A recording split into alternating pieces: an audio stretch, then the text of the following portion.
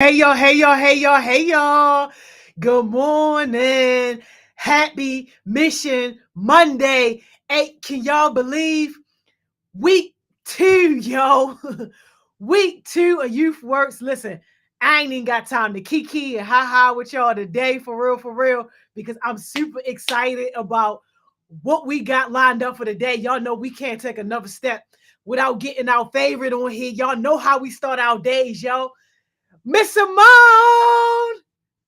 Hey y'all, good morning. Uh, just kidding. Good morning.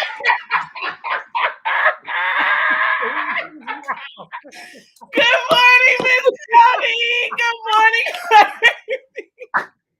Hey yo, good morning, Miss Simone. Hey yo, if you ain't up all the way, yo, turn your volume down a little bit because we in here. We in here, yo.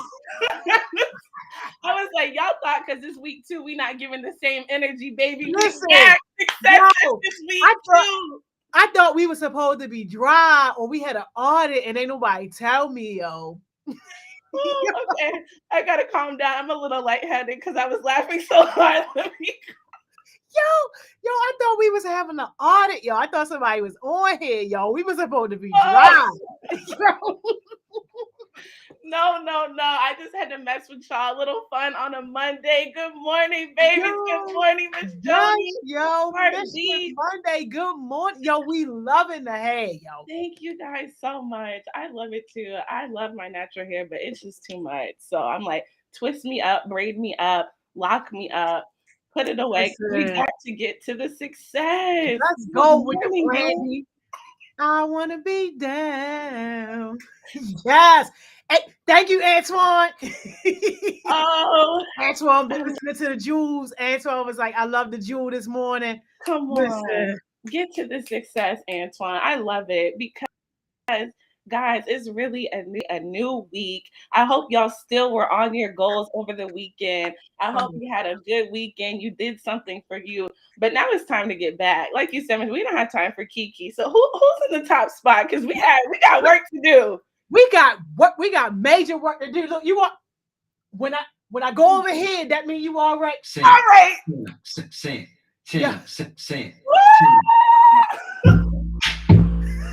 Yo, Santana, good morning, yo.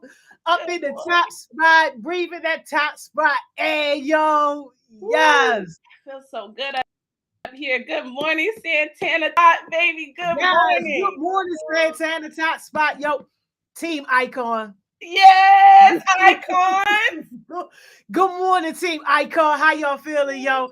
Team Young Rising Leaders. YRL. Good morning. Hey, y'all at? Good morning, y'all. How y'all feeling, yo?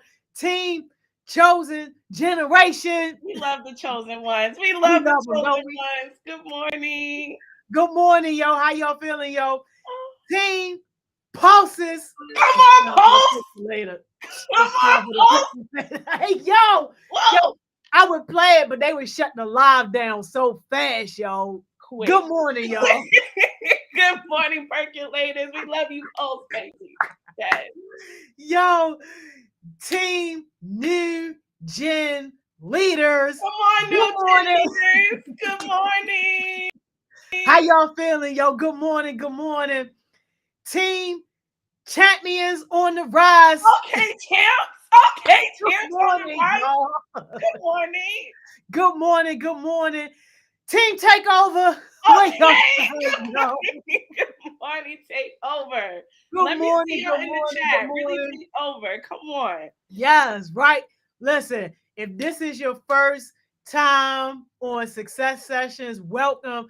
This should be like the last couple of days that we got new people. But if you are new because your stuff was jumbled up last week, welcome. Good morning. Welcome. Good morning. Shout out to all the OG Heartbeats. Shout out to Summer Heartbeats. Yo. Love y'all. Shout out to all our parents clocking in, all our adult supporters, yo. We love it, yo. Good morning.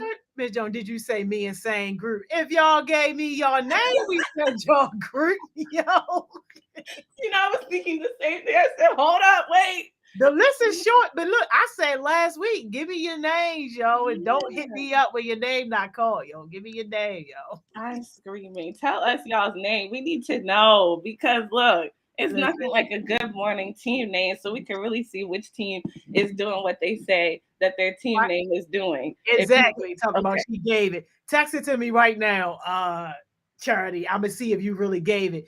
And shout out to all our people that's on here checking to make sure we doing our job. I promise you, this is the boringest thing that you ever want to see, yo. We over here bleeding our eyes out. It's so boring. it's Nothing to just see here. yeah. We on Just here, hard yes. work, dedication, no And that's it. fun. No And fun. that's it. That's That's it. it. That's Nothing more, nothing less. all right. Are they off the live yet?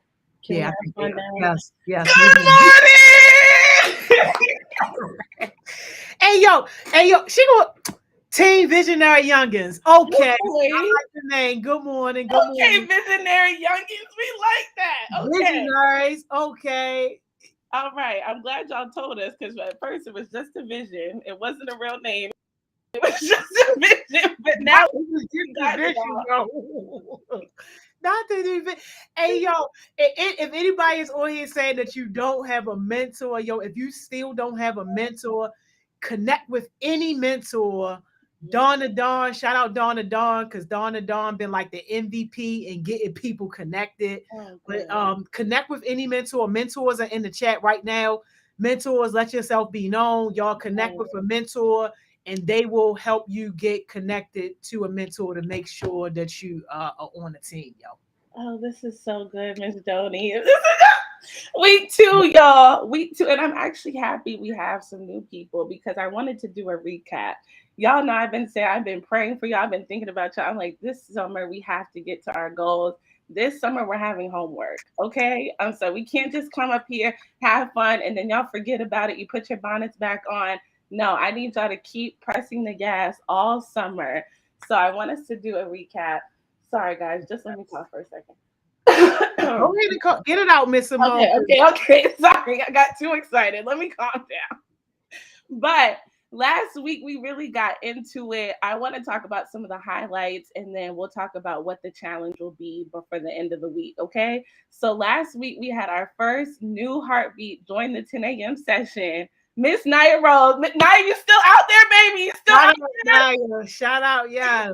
Out there. Shout out to you. We love new heartbeats. We love good energy, and we need some more new heartbeats on here. So that's a challenge. Any new heartbeats, I'm calling you out. I have your number. I see your face and your name. You need to get Wow. up here by the end of this week. New heartbeats, stand up. This is your time. Okay. So, Okay. mentors, be on the lookout. Hold y'all teams accountable because we need to see some new heartbeats up here. Okay. So then y'all know we got real ratchet. We got excited and we put that stake in the ground. For all the people who put the stake in the ground, this is an option for you this week. If you want to really show that you put the stake in the ground, I want a letter to yourself. I want you to talk to your past self and tell them how we're not doing that no more and some things that we want to go forward in the future. And I want you to write a letter to your future self about who you want to be, what you want to achieve, and just it's to you. Write your letter to yourself. And if you want to come up here on Friday and read a little bit of relay, you don't have to tell us all, but just to show us how dedicated you are to making that stake in the ground, you can do that. And you know we got blessings over here. Blessings on blessings on blessings. Okay. Then we did a little get to know you and we talked about self-worth, right? I love that stuff because you have to know yourself. If And you don't leave this place, you have to know yourself or people will try to tell you who you are. So I want you guys to be intentional. This is the second challenge. If you're not feeling the letter, this is for you. So I don't want to hear any excuse. There's something for everybody on here by the time I'm done that you can do. New heartbeat or old heartbeat. But I want you guys to be intentional about getting to know yourself and your self-worth this week if you want to do this. I want you to write affirmations to yourself and tell them to yourself every day this week and tell us how you if you see a change. I don't know if you will, but just I want you to come up here and tell us some of the affirmations you wrote to yourself and if you found a difference, or you can like just be intentional, take yourself out somewhere, do something different, just learn something new about yourself this week and come tell us about it. Okay. And then this is the last one because Jada knocked us over the head. She snatched our head. Oh my God, that ships. I have to go You back and did that right. it wasn't right. We got to bring that back. And she says she has part two for y'all. So before she comes back with part two, we still got to get the first ones right because how Jada broke down the categories of relationships, y'all. If you did not watch any of this, if it's your first week, that's your homework too. Go back and watch this sessions last week. If you mean because you know we never have enough time, go back and watch last week. But you need to categorize the relationships in your life. Take Yeah. the word relationship out of it, like Jada said, and start really figuring out, is this really a short-term friend? Is this a long-term friend? Is this a mentor relationship? Is this a boss to employee? How do I need to manage my relationships with my family? Who can stay close? Who needs to get back? Yeah. Try to categorize them, okay? So those are the ones, and maybe I can send a screenshot or to the mentors and y'all can do it. But I need to see y'all up here. It's not time to play, y'all. It's summer 2022. Let's get about these goals. Let's get about our self-worth. Let's Yo. cut off these toxic relationships and let's get to it. Listen, Miss Simone, I love that so much. And can we shout out two of the OG heartbeats that's doing it just so people can like know that it's a reality? So, first of all, shout out Elder. Y'all know she started her food business, Extra Love. She got Yes. her grand opening happening this Wednesday evening. And the only reason I know off the top of my head that is this Wednesday evening is because another heartbeat, Amaya Murillo, if y'all don't know her, y'all better get familiar. We got mayors from across the country in different cities flying in for a Bloomberg event on Wednesday. And guess who's providing the entertainment? Come on. Come on. Amaya Come Murillo. on. Y'all better get that Amaya podcast Murillo. down. And listen, and I ain't even gonna put what her paycheck about to be for the two songs that she's going to perform, but just know what we getting for YouthWorks is about half of that. Period. That's all I'm gonna say. Period. Period. But but this they not just doing this off the overnight. This takes hard work. This takes dedication. This takes discipline. This takes consistency. So like, yo, shout out to them, and also shout out to Tay Bands too, because Tay Bands about to start the weekly youth nights. Come on. Talent showcase of Young Baltimore, downtown Light Street. So if you a performer, if you want to get on, you definitely need to connect with Tay Bands. It's going to be food and all that stuff. The tickets is something low, like $10-15, something like that. Like, yo, when I tell you, yo, these heartbeats is really out here doing it. Doing it, running circles around the people, changing the narrative of Baltimore City each and every day. Okay. And that's all we expect around here. I'm sorry. Because look, y'all done showed us greatness and you think we're going to settle for anything less? Keep going. Keep going. Keep shining. Keep showing. Y'all are living, breathing testimonies that it can be done. And don't get it twisted. It's not easy, but that's where that discipline, that dedication, that surrounding yourself with good people, that self-worth, putting that stake in the ground. Listen. Knowing your relationships. Okay. All right. No, I'm so proud. I do one more shout out, Miss Simone. Please, come on, Miss Jones. Shout out to one of the new summer heartbeats, Shane. Okay, I was with Dr. K over the weekend, and Dr. K was all like, you know what? I meant to tell you, I got a really nice professional email, a connection from one of your heartbeats. And I'm like, who? And she was all like, Shane. She was all like, they connected with me or whatever, said that they wanted to learn more, to do more. I'm like, wow, okay. So somebody really is using that resource list that I put in the shared drive, because every guest mentor or heartbeat presenter that we had, I put their information. So like somebody really going in there and using it. So I'm like, all right, go ahead, Big Shane. Come on, Shane. Come on, Shane. That's what I'm talking about. Yo. Oh, this is good, Miss Donnie. This Yes, is so yo. good. I love it here. I love it, love it, love it. This is good vibes, good success, good energy. Being about what you say you're gonna be about. Listen. Somebody said Shane got that McLean in their blood. So claim that Come great. on, come on. Good people know good people. Mentors. Listen, what? Raise your babies up. Raise them up. That's one of the best things Yes. to y'all. This whole crab in a bucket mentality, that's such a lot. Like, throw that away. I hate it. There's so much opportunity for people. And if you feel like there's not enough opportunity for you, that means you're not creating and contributing to all the opportunities out here because there's plenty. You better lift as you climb. For every person that goes up, you better have one hand back. And the people who having their hand back, recognize the people who are going to grab the hand too, because that's a whole nother thing. Like you said, Miss Joni, the first day, sometimes it's only one or two people that really stick with us after Heart Smiles. I pray it's not, but y'all, it is no time to play. I hope y'all really prove Miss Joni wrong, but if you're not really trying to be about it, you just gotta go. You gotta go. Just go. It's okay. It's okay. And the people who want to be here, we're gonna be here, Mr. and we're Mo, gonna you might keep as well give it up, yo. We we're gonna have about a good 2 summer heartbeats. Stay with us, yo. I just don't even know. I'm gonna try. No, no. I hope at least 10. At least 10. Damn. Yes. And that's probably too low. I'm just sad saying You it out got my your mouth. hopes up way too high. Mr. Mo, we're gonna have about 2. It's only 10. We listen. I take the survey results very, very seriously. So thank you to everybody that completed the survey, and we looking forward to getting your feedback every single week because it helps us to be better. But Miss Simone, we had a bunch of people that said after the summer they done, which I already knew. Yeah. Mm, I mm, ain't mad at nobody, Miss Simone. mm, I mm. because this is why we can get the type of results that we get because Yeah. we work with the type of people that's supposed to be here, yo. I'm And telling like, you. as much as we want the best for everybody, it just ain't gonna happen, yo. Well, I see y'all claiming it with me, y'all. Come on, Harvey. Come on. Claim it. Claim it. 10. 10 people. Get the organ out, Miss Johnny. I'm going to be praying all summer. I hope y'all get this information. I hope y'all get connected. I hope you lock in because the world is really at your fingertips.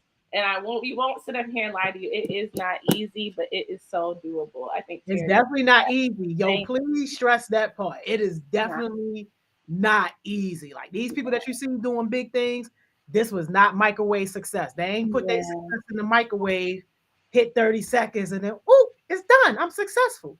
Mm-mm. Nah, yo, you Pull talk out the tears, all that. Yes. Ooh, tears, cuss outs, hard conversation. What? How many Ooh, cuss outs, yo? ooh. Mad cuss outs, yo. Stress, Mm, frustration, fighting through depression, fighting through all that. yes. But knowing and understanding that those things don't own you. Depression don't own you.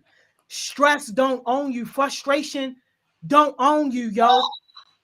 Failure don't own you. He's too But good. getting through those things, y'all not ready. Miss Simone, shut me up, please. No, come on, come on, come on, No, come y'all. on. No, Because y'all. I was like, I already saw one of the No, yo, because somebody still, Oregon.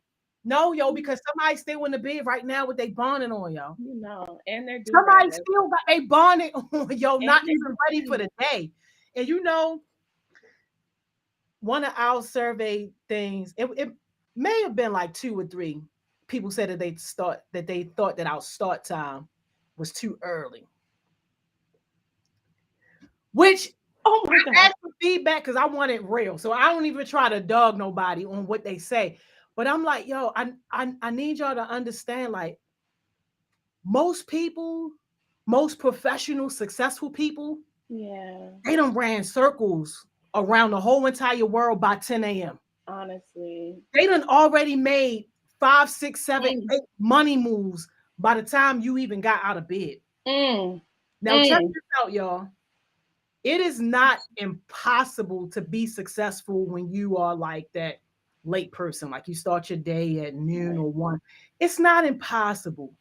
But understand that the majority of professionals that are out here really making their mark in the world understand that they got early starts. Come And when I on. say early, 10 o'clock ain't nowhere near early. We talking about Honey. 4:30, 5 a.m., 6 a.m., 7 a.m. starts. Yes. So it's Like, important to try to get and your mind and your body to work at Miss those Johnny, hours. it's like the Lord knew, because what I wanted to talk about today was time management. So that's just going to be a nice segue. This is so good. So good. But I just have to call some people out, because ain't no way y'all are out here saying the reason why you think 10 a.m. is early is because when people waking up to start their day to get ready for their goals and their success, you just now falling asleep because you've been up all night on social media talking to that person you don't need to talk to, not doing nothing, letting your mind wander and just overthinking about nothing that's going to help you be productive. You need to put some rain sounds on. You need to put some timers on that social media. You don't need to be on that thing all day. You need to lock in. You need to set a time. 10 p.m., I'm going to sleep. 9 p.m., I'm going to sleep. I don't care who it is, what it is. I have to preserve my energy. I have to preserve my peace. I can't be on the phone with you all night. What we got to talk about, because I got to get up at 8 o'clock. I got to get up at 6:30 because I got to get up my. Should I just open up the PowerPoint? Yo, open up the PowerPoint, and while you opening that up, Jada had a question as what would your advice be for people who have multiple jobs on different schedules? Um, Mm-hmm.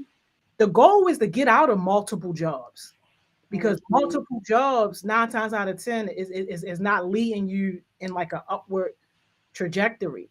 So Yeah. the goal is to try to create some type of schedule to where as though you are working on those things that's going to grow your skill set, grow your mindset, so that you can eventually let go of multiple situations and have that whatever dominant situation in your life that's going to carry you. Yes. Oh, Miss Joni, that's so good. That is so, so good, because I've been trying to think about that. I told you that the other day, that I wanted to start being even more intentional with my time. I can't be doing everything for everybody. I got to lock in, get Yeah. solid on my purpose, on, maybe one or two things that I can manage, that I can really fit in a schedule and I can be consistent. Because if everyone's pulling you different places, especially certain kinds of jobs, like we are burning the visors, y'all. I mean, sometimes you got to start there, but that cannot be your end goal. As soon as you start that McDonald's, Chipotle, any other job, you need to go ahead and already be thinking about your next plan, about how you're going to get a consistent, more regular job, not something that can just pull you, take you. Oh, can you come in right now? Can you stay at? No, my time is too precious and too valuable. So I love that you said that, Miss Johnny. It's awesome, and we got to get Cam Gotti up here to do her planning and scheduling session, because that's still one of my favorites to this day. Y'all, I Yeah. promise you, if you get a plan in your schedule for your life, I know it sounds weird. I used to joke people too, because everyone, once I started getting to certain places, they would always want to send a calendar invitation. I'm like, what is with this daggone calendar invite? Stop. Y'all are not that important. I was just looking so silly, just Hey, silly, just yo. naive. I'm like, okay, y'all want a calendar? Let me create a calendar invite for this. I hope you better show up on time since it's on your calendar. Just being ignorant and silly. And now I understand why people have, you have to be intentional about your time. If it's not on my calendar, I may or may not be able to do it for you. That's just how the time is at this point in our Oh, it life. ain't happening. It's not happening. It's not happening. It ain't happening. And just real quick, Miss Simone, because a lot of people was putting in the chat about multiple streams of income. It's nothing wrong with having multiple streams of income. You just want to be smart about that, Yes. because some people, their streams of income, they don't physically have to be there trading their time for money. So you want to be smart about how you set that up. We making money somewhere right now while we right here on here with you guys, helping you reach your version of success. Yes. So we don't want to say multiple streams of income and we running from McDonald's to Burger King to Taco Bell. Like, no, No. that ain't the Oh, goal. That no. ain't the goal. We want to be able to use our mind. We want to be Yes. able to use our skills, and we want our services and stuff to be able to be valued. We want us to be able to be valued. So we gotta be smart about this multiple streams of income, y'all. Miss Tony. Okay, add that to the list because we got to talk about that this week too. That's so Most good. people be killing themselves with them hours. Yeah. I'm like, yo, no way you should be working 20 hours in a day for Mm, somebody else, and you don't even have an upward trajectory. Now, yeah. if you moving up to like management, director, VP, fine, do that. You Yes. love it. I love it for you, yo. Yes. Don't let these little trick jobs pull a wool over your eyes, yo, and have you stuck. Thank you. Thank you. And the only okay, all right, because this is so good, Miss Johnny. I'm gonna calm down because you know how we you know how I we know. do. I'm gonna calm down too, Miss John. I'm Okay, but gonna calm down too, Miss Simone. we You got to know, do that this week. We really got to talk about this because I think someone said they want to talk about investing, just multiple streams of income. We can have a good talk about that, y'all, because I'm so excited that that is even in our vocabulary. You know, before us, they used to try to, especially for people of color, minority, just they don't want us to know these things. And now we know them, but we need to like actualize them because Mhm. I'm believing that our generation is breaking all the curses. We're pushing forward, we're getting the therapy we need. We're holding each other accountable. We're helping each other. We're not being crabs in a bucket. We're supporting each other. And then the next thing is how do we invest and really have this financial thing that can set up not just our lives, but generations. So we got to, okay, I'm taking notes. I'm taking notes. I'm taking notes. Listen, But I don't, can you guys see me? Because I have this PowerPoint up and now I can't see we y'all. can see you. You look beautiful as ever. You radiating. You are radiating, Miss Thank Simone. you so much. Okay, great. As long as let me know what's going on the chat and stuff because I can't see it, but we're gonna be good. We're gonna keep it moving. The only other tangent I wanted to go on is because Cam said something good about not feeling motivated but still being disciplined. And Mm. that is just the biggest good. Oh, that's so good to start this time management, y'all. Because honestly, who wants to be so like on their stuff on the time, all the but you have to, you just have to. And this is not about feeling like it. It's not about you just it's something you have to do. Just like you have to get up and you have to brush your teeth and you have to take a shower and you have to do that if you want to be a functioning, you guys have to learn time management principles, okay? So I'm really glad you said that, Kim. Let's get into it and try to think about you guys put yourself in the shoes. Everybody can take something away from this even if you're not totally there, we can all take, or if you, even if you feel like you have your time management pretty solid, share your tips in the chat, share what y'all are working on so we can all learn together, okay? And if anybody wants to get on, you know, you're always welcome. You just gotta hit up somebody who has the link because I'm sorry, I can't really see anything. But if you want to come on, just you know, you're always welcome. Okay, so what is time management, y'all? Time management is the process of planning and exercising conscious control of your time spent on different activities. And it could be activities for work, it could be personal activities. It's just really having an understand of what's going on in your life, how you're spending your time. And the people who want to increase their effectiveness, their efficiency, and their productivity, they are the ones that really lock in on this time management concept. So, what y'all think about this definition? What you think, Miss Jones? Yo, I love it, yo. And it's so key and so on time because there are adults in sophisticated positions still trying to work this and understand this. So for you to be able to understand this and then at least start practicing it now, yo, you gearing up to be a beast with whatever you do. Come on, come on. I love it. Heartbeats. Let us know what you think of that definition. I hope you took a screenshot. All the things. All right, y'all. So let's get real. What are some things that prevent you from being effective with your time? Just straight up. What are some things that have been holding you back from being effective with your time? I know for me, I think it's like I said in the beginning, just trying to be a little busy with everything. And I'm realizing a person who is busy with everything can't be strategic with a few things. And I think now I'm realizing the importance of being strategic and meaningful with my time and like not trying to run all around and let people because even though I don't work jobs that are like McDonald's or Taco Bell or anything anymore, there's still some like once you start going to different levels, you start seeing like, okay, even if people aren't in that space, they still might have that mindset of a McDonald's or a thing where they think they could just flip the script at any moment. Like we have a plan and a strategy on our team, and we flip. Like no, we're not doing that. So now that I'm starting to see those environments, and I'm like, okay, let me be strategic about my time. Let me cut things off, things like that. But Miss Joni, what are people saying in the chat? Any things that are preventing you from being effective with your time, let me know. Yeah, we got some good things in the chat. So procrastinating. Mm-hmm. Came up a couple of times. Kennedy and Kramer said procrastination. Mayel also said procrastination. Yes. Coach Johnson said mental health. Tyreek said being tired. And yeah, we got a lot of procrastination, Yeah. stress. Oh. Mm-mm-mm. Okay. So one thing about procrastination that I heard, people say people who procrastinate, you're only procrastinating your goals, your dreams, and your success. So Mm, they said you should ask yourself, what are you afraid of? Are you afraid that you might really achieve your goals? Are you afraid that you really might do it? Are you afraid that you might get mm, you might get to the thing that you know you need to do and you might not feel capable or fully comfortable to do it, so you just push it off? You have to, all of it is underlying fear, y'all. So for all my procrastinators, and I'm a recovering procrastinator, just do it. Ask yourself, what am I afraid of?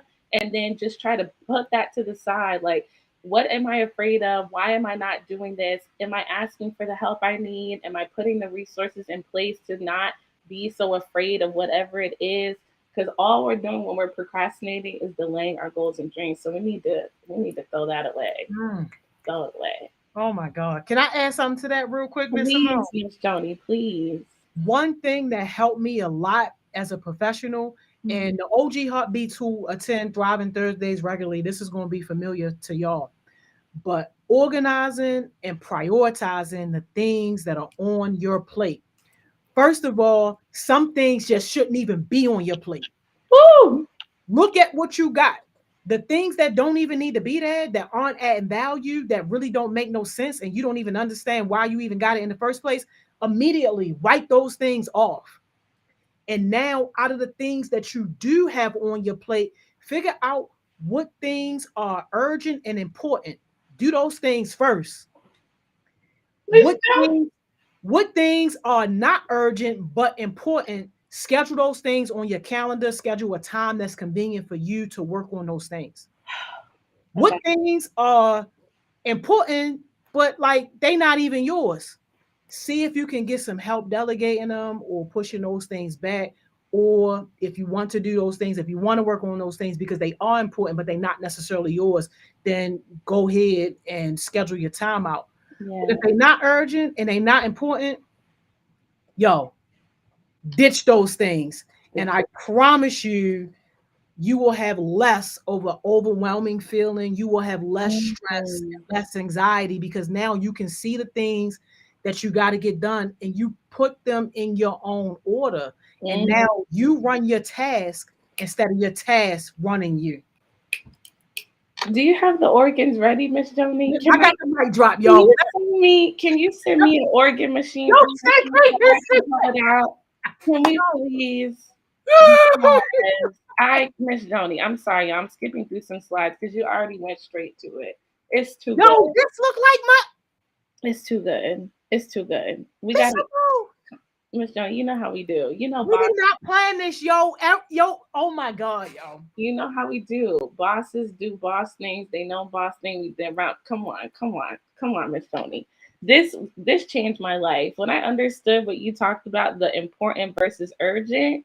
So I'ma just say it, but I think you got. When I show the chart, can you say what you just said again for all our visual people? I'ma just say these definitions, y'all. But this is so good. Important activities have an outcome that leads to us achieving our goals, whether these are professional or personal. This is good, y'all, because I don't want you to think that this stuff you can only use in your professional life. Just how you have to be intentional with your professional life, you have to be just as intentional with your personal ones. So, write goals for both your personal and your professional stuff and start putting what activities you need to do to get there. Those are your important things.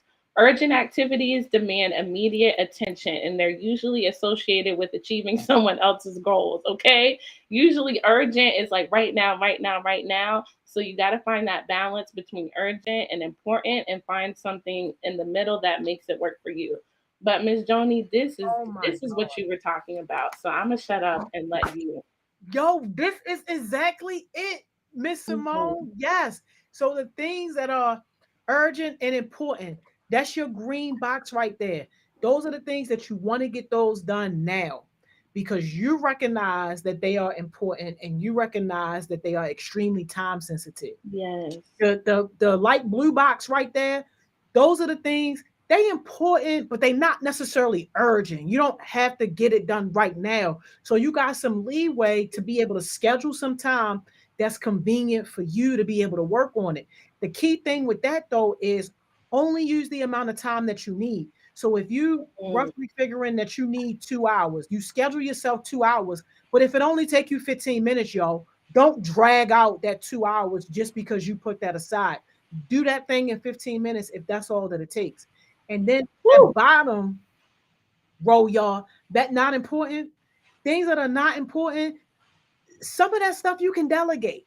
Like if it's not all that connected to you and what you got going, if you have somebody that you can push it off to, give yeah, that to somebody else to do.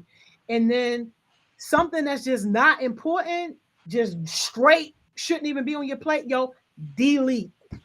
cut, Get that off, yo. cut, Get that off of your plate. cut, cut, cut. Don't even think about it. Oh, Miss Shelly, this is so good. So good. And I'm gonna try to get, let me see if we could do some examples because sometimes you might have to marinate this. I hope y'all are screenshotting this and really using this as you organize your schedule and think of some examples because usually like important and urgent. So first you got to start with, is it important to you? Is this on my personal or professional goal list, right? So I know for me, like when I'm trying to do my meetings and stuff, and it has a time to it, they're urgent. I have to be on success sessions. It's important to me to be on here with y'all, to bounce off ideas, to continue to grow and learn. And I know my butt needs to be here by 10 a.m. because why would I be late? That's ghetto. Who does that?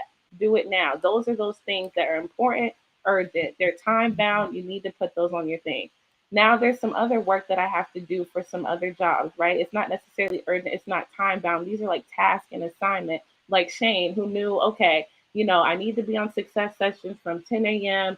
to about 3 p.m. But after that, I know I want to reach out to Dr. K. So let me put that on my schedule. Let me see how long it might take me to type email, find her email, read Yep. it over, make sure my grammar is pretty good, have someone to read it over for me. That's stuff you schedule. Important because it's about your goals, connecting with good people, but it's not necessarily time bound. So you schedule that. Okay, not important but urgent. Let me see. Let me see. This is usually other people's priorities for you. This is usually when you might have some work stuff, you might be on a team. It's not really necessarily that important for your goals or your dreams, but you still need to do it because you still need to contribute as a team member. You still need to contribute to the overall goal and mission of something that you might be a part of, maybe some clubs, activities. Try to see how you can divide and conquer. Can you partner with someone to do it? Can you ask someone, hey, if you take care of this for me, I can take care of something for you in another time? That's some things how you can kind of strategize that. And then the delete, there's no even, we don't need to talk about it because at this point, if y'all are still doing stuff that is not important to you and not urgent, you really gotta get it together. Right. Just cut it out. Right. Whew, Miss Johnny, this Mr. Mo, was you so hit good. that, yo. Okay. We had to go straight through the because that was so good. So good. So good. That chart, y'all, really got me together. And I'm not even I'm gonna pull it back out too, y'all, because I don't want you to think that life is just once you get it, then you just that's it. You have to keep being intentional about this stuff every season of life, every chapter that you enter into. Like, I hope y'all do this chart for this summer, and then I hope y'all do one going back into the school year in the fall. Even if you don't have school, you should still be doing this. You could still set a pace. Like, seasons change. You should have goals for the summer. Boom. Goals for the fall. Boom. Goals for the winter. Boom. Okay. And Mr. Mo, can we put this out here? Mm-hmm. Write this stuff down, y'all. Like your mind, your head is for having ideas, not holding ideas. So don't try to hold all this stuff in your mind thinking, oh, I'm going to do this, I'm going to do something. It's great that you're thinking about it, but find some kind of way that resonates with you to get it out there. Me, I'm a whiteboard person. Whiteboards everywhere, yo. I write my stuff down on whiteboards. I use my notes and my phone a lot. And I also have like Word documents and stuff like that just for me. Only my eyes can see. Yeah. But figure out what works for you because if you're just trying to hold all this stuff in your head, I promise you, yo, you're not going to be as effective as you could be. Get it out. Your mind holds, it's having ideas, not holding ideas. That's what it's for. Miss Jody, y'all are getting hit Yeah. over the head with jewels this morning. It's Miss so Simone, good. I love that. You have to write stuff down, y'all. It's so true. you And I have to. joke, I'm just like, oh, I must be getting older. Da da da. No, I'm just really getting about my goal. Like this, how you have to have some sense about your life. You got to write things down. You got to be intentional. You got to be serious. And I love that you said that, Michelle, because it's so true. Your brain is for visioning, thinking, ideas, brainstorming, and then you got to put that thing down. And I love it because when you write that down, it is accountability at its finest. Because let you look at your phone and see all these goals you wrote for yourself a year later, you're gonna be sick of yourself. You're like, oh my gosh, should I really write that down? I still have my bonnet on, crust in my eyes. Not, anyways. Miss Joni, things that prevent us from achieving effective time Wow. management are not writing things down, having no schedule, just Mm, letting life come and pass us by, letting distractions, not really organizing what's important for us versus what is urgent. People distract us, having a YOLO mindset. And this is, y'all, this is real because I know sometimes it's like we really do have a lot on our plates and want to just have fun, right? You just want to have fun, but just you can be intentional about your fun. And it's so yeah, much better because then you're not like procrastinating and just doing whatever and then trying to come back and re-get your life. That takes so much time and energy. Either way, you're going to spend time and energy. So either you could be reckless about it, be intentional about it. You need yeah. to have some goals and priorities because if you don't, what are you even managing your time for? You're just existing. So you got to get some goals and priorities. And we Mm, already talked about procrastination, y'all. That only procrastinates you from getting to your goals and dreams. So what are you afraid of? And then I think somebody said mental health, which is also very important. yeah. Y'all, please, there's so many good resources out here. You don't have to suffer alone. You don't have to suffer in silence. You should not be ashamed because we all have mental health is universal. That everyone has physical health, everyone has mental health. And sometimes you might find yourself having some good mental health, and then you might find yourself in a place in a season where your mental health is declining. And it's okay either way. There's no right or wrong way. It's just being intentional about it and trying to set up resources, set up schedules, set up structures in your day so that when those down times come, you don't let it overtake you. It might get you one day, but you can get back up the next day. That's the kind of stuff. And shout out to Haya and all my future psych majors because we are not gonna let depression, anxiety, fear, worry, self insecurities. We're not letting any of that hold us. We can be depressed and still get our goals done. We can be depressed and ask for help. We can be depressed and share our testimony and share with people how if I can do this, you can do this. I schedule my therapy each week. I don't play about my therapy. I don't let other people's urgencies and other people's goals and stuff that aren't important to me get in the way of my therapy time. If I don't have therapy, I'm scheduling that in my book so I can make sure I get a therapist. If I don't know how to do that, I'm reaching out to someone that knows how to schedule a therapy appointment. We are not going to be bound by these things. Whew. All right, Miss Jody, Preaching, Miss Simone. we be more effective and efficient with our time, y'all.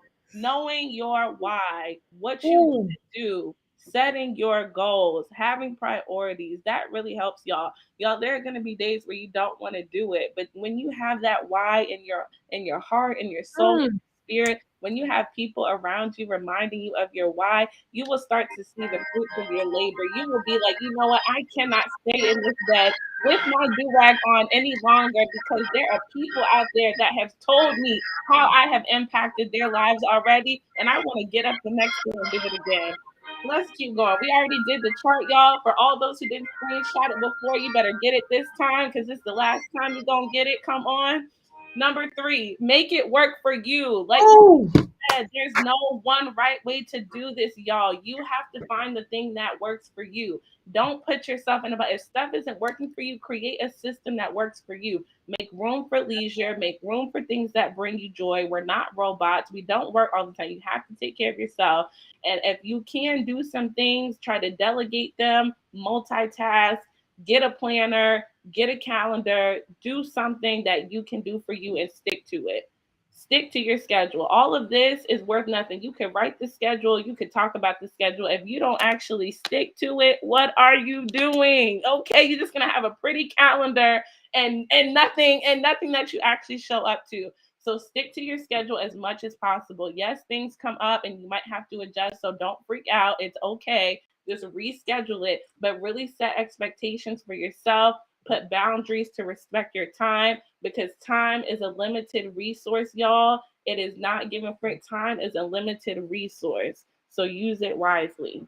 And Whew. that's the. You made it right on time, Miss Simone. We need your jewel in 2 seconds. No, that's my jewel. Time is a limited resource. All So right. use it wisely, okay? Yes, yo. Same time, same place tomorrow.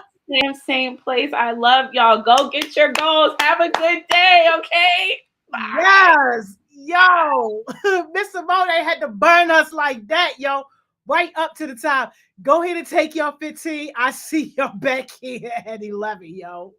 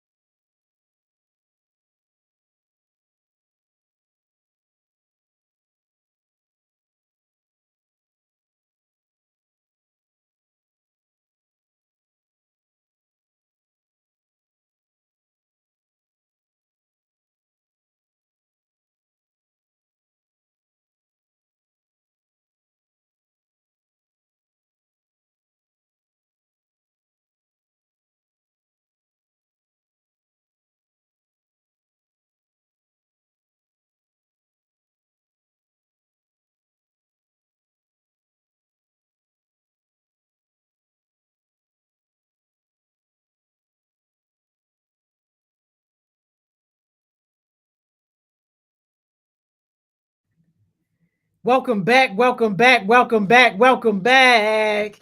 Hey, I hope somebody's having a great day at work so far.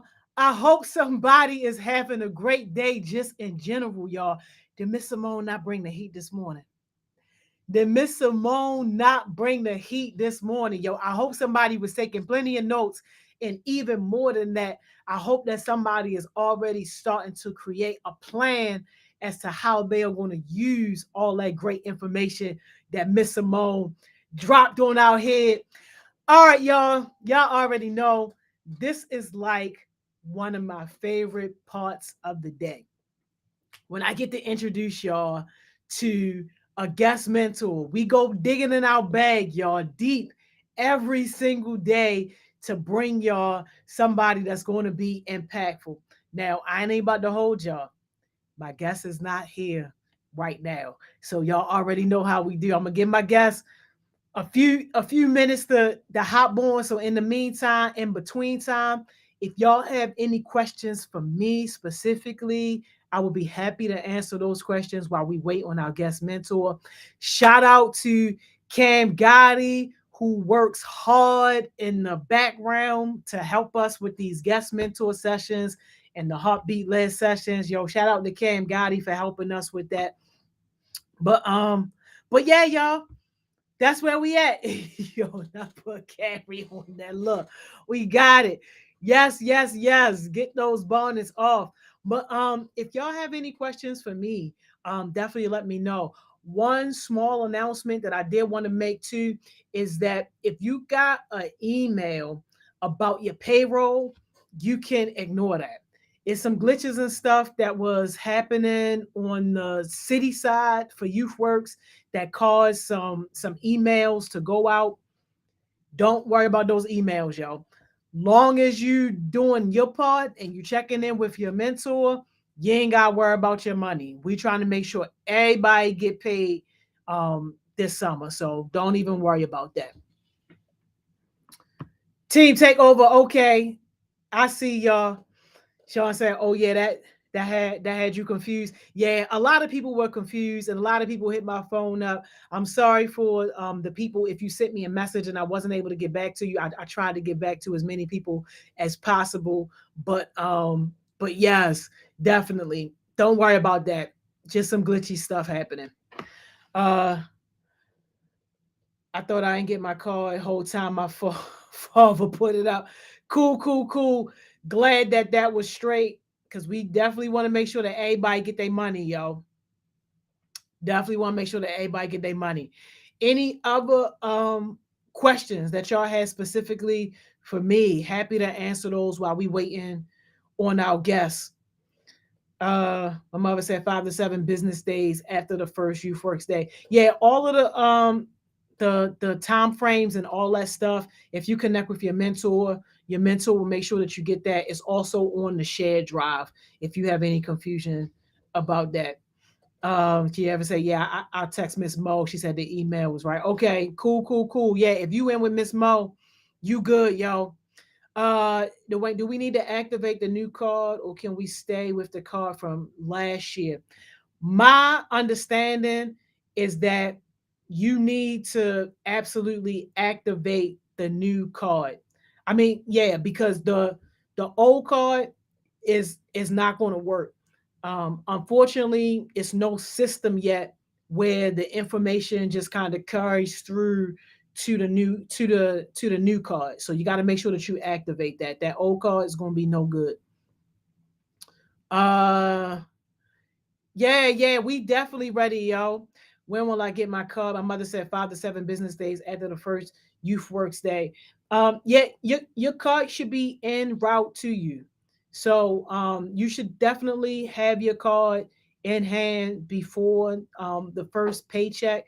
But just stay connected with your mentors and letting us know if you don't have that card by the first payday, and we'll make sure that we are on top of it to make sure that you get it. Miss Joni, why you have that poor kid shake that bonnet off? Gosh, yo, that be real life. That be real life. Jamal said, I'm using a step card. Is it for team bankers? Will that work? Um, Jamal, I'm not sure if that card was sent to you from the city. Then yes, it should absolutely work. And people who are set up with direct deposit, you should be good to go.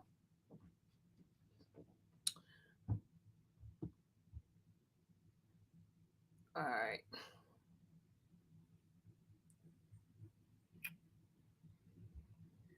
My bad, y'all. We try and work on helping our guest mentor getting on, having some technical difficulties. That's how you know the session about to be fired. Um, but I'm confused though because it says only 20 hours. I got you, Kiera. All right, y'all. Our guest mentor is here, y'all. These are some great questions. Please save those questions. I'm more than happy to continue answering questions a little later. Mentors, please make sure that you guys are answering some of the questions in your group chat, y'all. But let's go ahead and get this thing started. Y'all already know. Miss Mac, what's up? Hi. Hey, everyone. How Happy you feeling? Monday. I'm feeling great. How about yourself? Good to see you. I'm super excited. I've been excited about this session for weeks because I'm all like, yo, they don't even know half of the things that you are about and that you do. And it's so inspirational and so exciting. Thank you so much for taking your time to volunteer with us today. Of course. I'm so happy to be here. I spoke with some young people, some Heart Smiles earlier this year, and it was so wonderful. So I'm really excited to be back as well. And I see Yeah. all the messages on the side. This is so cool. Hey, everyone. Listen, This is exciting. this is one of our favorite sessions. Every day we have a new person, a new guest mentor. So this is like one of our favorite sessions. And they never know who it is. Sometimes I don't know who it is, but I knew you because I was looking forward to this one. Well, So I'm honored to be here. So before I drop it on their head, like who you are, like in the city, before I drop that on their head, can you take us back and just tell us, like, who the heck is Miss Mac? Like, where did you grow up and how was your childhood coming up? Like, take us through that. yeah, so my name is Mac, Miss Mac, and I grew up in Southern Maryland in Calvert County. I don't know if some of y'all heard of Solomon's Islands, but I grew up near there. And I was a volleyball player growing up. And so I ended up getting a full ride to Coppin State. And that's how I ended up in Baltimore City. I love Coppin. At the time, it was Coppin State College. That shows you how old I am. Now it's CSU. And I had such a wonderful experience. Going to Coppin and really going to an HBCU. I grew up in Calvert County. It wasn't very diverse, but when I came to Baltimore, I was like, I love being here. I love the diversity, different types of people. So I went to Coppin State, and then I ended up going to NCCU Law in North Carolina Central, also another HBCU. And so that's basically me. I grew up in Calvert County. I always was interested. I got my first job at a law firm when I was 17. And that's when I said, okay, I'm going to become a lawyer. And I ended up playing volleyball and I ended up becoming a lawyer. And now after so many years, now I'm the chief of staff at the Mayor's Office of Employment Development. Sheesh. Oh my gosh. So, wow. So, when you were interning or like that job at the law firm, like was that like your first introduction to law and from there it just kind of sealed the deal, or were you already kind of thinking about it before? Well, I had my scholarship and I was getting ready to go off to college. One thing about me is like I always had two jobs. I also worked as a server and a hostess, and then I also worked as a law firm because I just always wanted nice things. I wanted to be able to do things on my own, and I realized that in order to be able to have my own economic freedom, I was willing to work. So I started working young at like 14. That's why I love YouthWorks, because I think we didn't have YouthWorks, but I started working young like that at Jerry Stubbs and Pizza. That was my first job. And that's where I really started to understand, showing up to work on time, being a good employee, being a good colleague. It also led to me being able to be paid. And I could, I couldn't drive at the time, but I could afford some of my own things. So by the time I was 17, I had two jobs. Like I said, one as a server, and one of my friends' dad had a law firm. And I was basically just a file clerk. But in that environment, I was getting ready to go off to college. I just saw the level of professionalism. I saw how much respect people got. I got to work a little bit on the cases, how challenging and interesting the cases were. And I felt like I want to be like this. I also saw like everyone had nice things. Everyone dressed nice. They had a lot of respect that was given to them, and they were super smart. And I said, when I work, I want people to see me like that. And I also want to have the type of career that's interesting and different every single day. And that's why I ended up pursuing law. Yes, I love that so much. Trackstar wants to know, what was your major when you were at Coppin? My major was English and media arts. And so, really, if you are interested in going to law, you can pretty much major in anything. You don't have to have one particular type of major. But when you go to law school and when you're a lawyer, you have to do a lot of writing. So it was good to be an English major and just get accustomed to writing papers, because when you become a lawyer, you have to write legal briefs, especially when you go to appellate court or higher courts. Mm, wow. Dwayne said, is it ever hard having two jobs? Like, what was that like? It can be hard having two jobs, definitely balancing, but I think, Mhm. I was younger, so I kind of like set my hours, but I think they helped me to have different types of jobs. So when I was working as a server, that's a really great job because number one, you have to learn how to work with all different types of people. You have to overcome that fear of speaking. Whatever job you have, if you want to have a professional job, you're going to have to do public speaking. So when you're a server, that's like public speaking. You have to walk up to complete strangers where everyone's looking at you. Sometimes you might have a table of 20 people and give basically a speech and remember things and be personable. So Yeah. that's one of the first places you can learn how to connect with people. You can learn how to understand what people need. You can learn how to exercise diplomacy, maybe when somebody's upset, and learning, emotional intelligence and how to solve problems. And it also helps you to learn how to manage money. When you become a server and when you're young, you're getting cash every single day. So it helps you to understand how to set goals for yourself, save money. And so I liked having that side because I was learning how to work with people.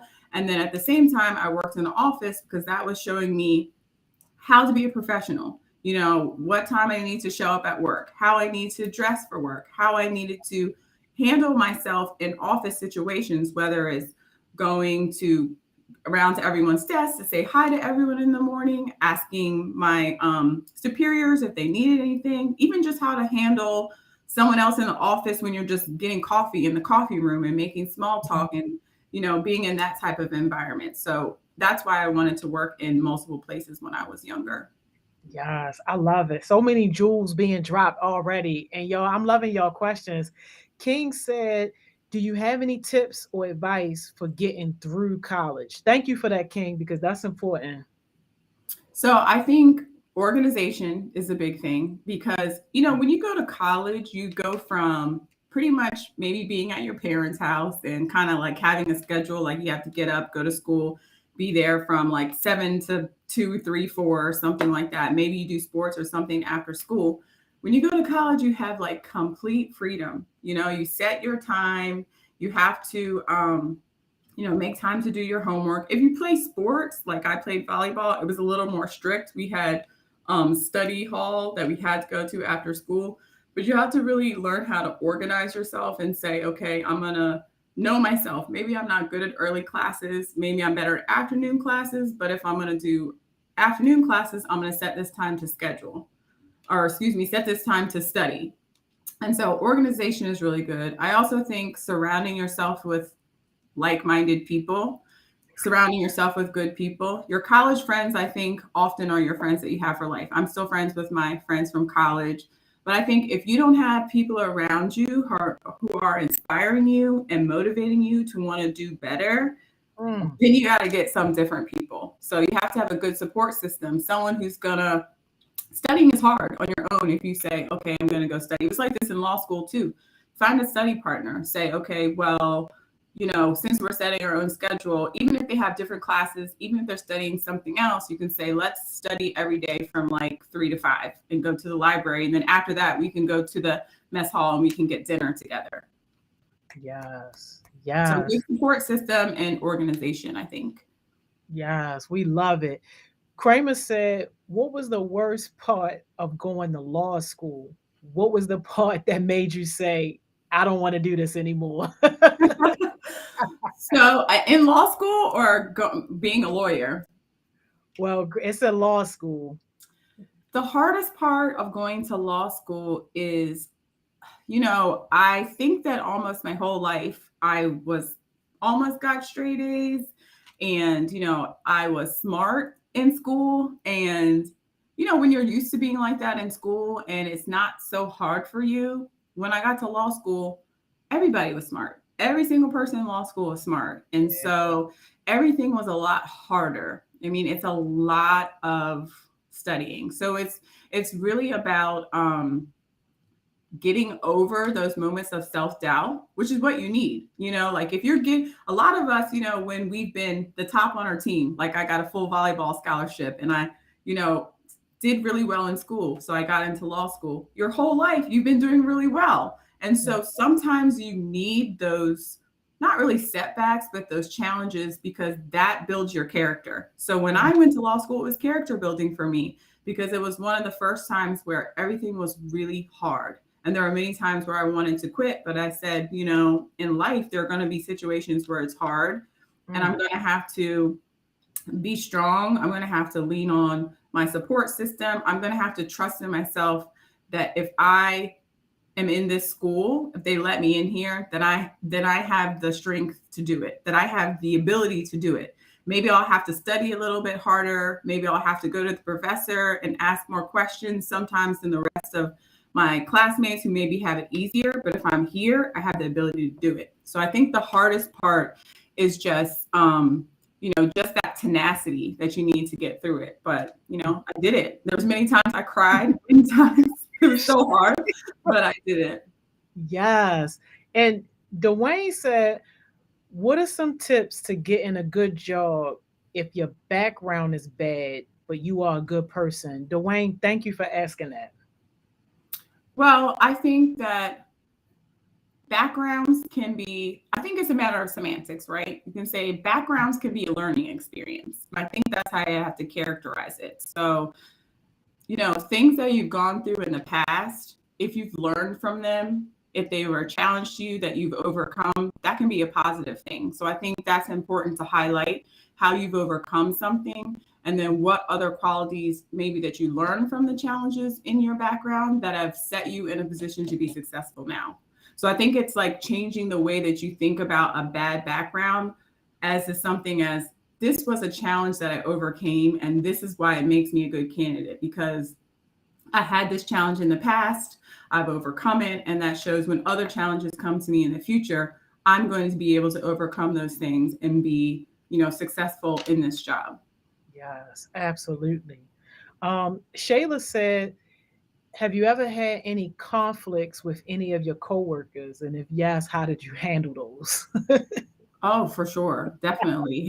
That happens all the time. We have conflict all the time. But I think the best thing about conflict is that, again, like, I think any challenge is something that you can learn from. I think the best thing to do to get through conflict is communication. You know, don't be passive aggressive. That's what a lot of people do. A lot of people like to be petty Bettys. A lot of people like to do like stuff on the sly. I think the best way when you have conflict is to confront it head on, not to be confrontational, but to confront it, to go to someone and say, I'm sensing that we have a challenge here. I want us to be able to work together. And I know that we have the same goals. Let's try to see each other's perspectives and see how we can move past it. And that's worked for me every single time. Because a lot of times it could just be a misunderstanding. I think like approaching a situation, not like that person's wrong and I'm right. Because I think, there's two sides to every story and everyone can learn something from a situation. And I think your colleagues respect you a lot when you go to them humbly and, wanting to learn and wanting to resolve things. Yes, y'all got some fire questions, just FYI. Maria said, do you have or did you have any friends that were dragging you down on the road to success? How did you handle that? Wow. to be honest, I was thinking about this the other day because I think, I'm like everyone who's young in college. I had my times where I partied and went wild. They're still my friends today. But even my friends, when we partied, there was a time where we said, okay, like we have a future here. We need to like reel it back in. Like maybe we've gone a little bit too far. But I think at the end of the day, I look back at different people that have been close to me for periods of times. I think there's a lot of sayings out there about friends, right? Where it's like no new friends and all this kind of stuff. I get that. And I have some friends that I've had for many, many years. But there have been people that have come into my life for a period of time. And as I've advanced and as I have continued to be ambitious, for whatever those reasons, those people didn't come along with me. But I'm appreciative for that person who is there for that reason or that season. And I always had the understanding that I would have another friend in a different space. And that's happened to me throughout my life. When I look back at it, I was literally thinking about this yesterday about a person that I'm close with very much now.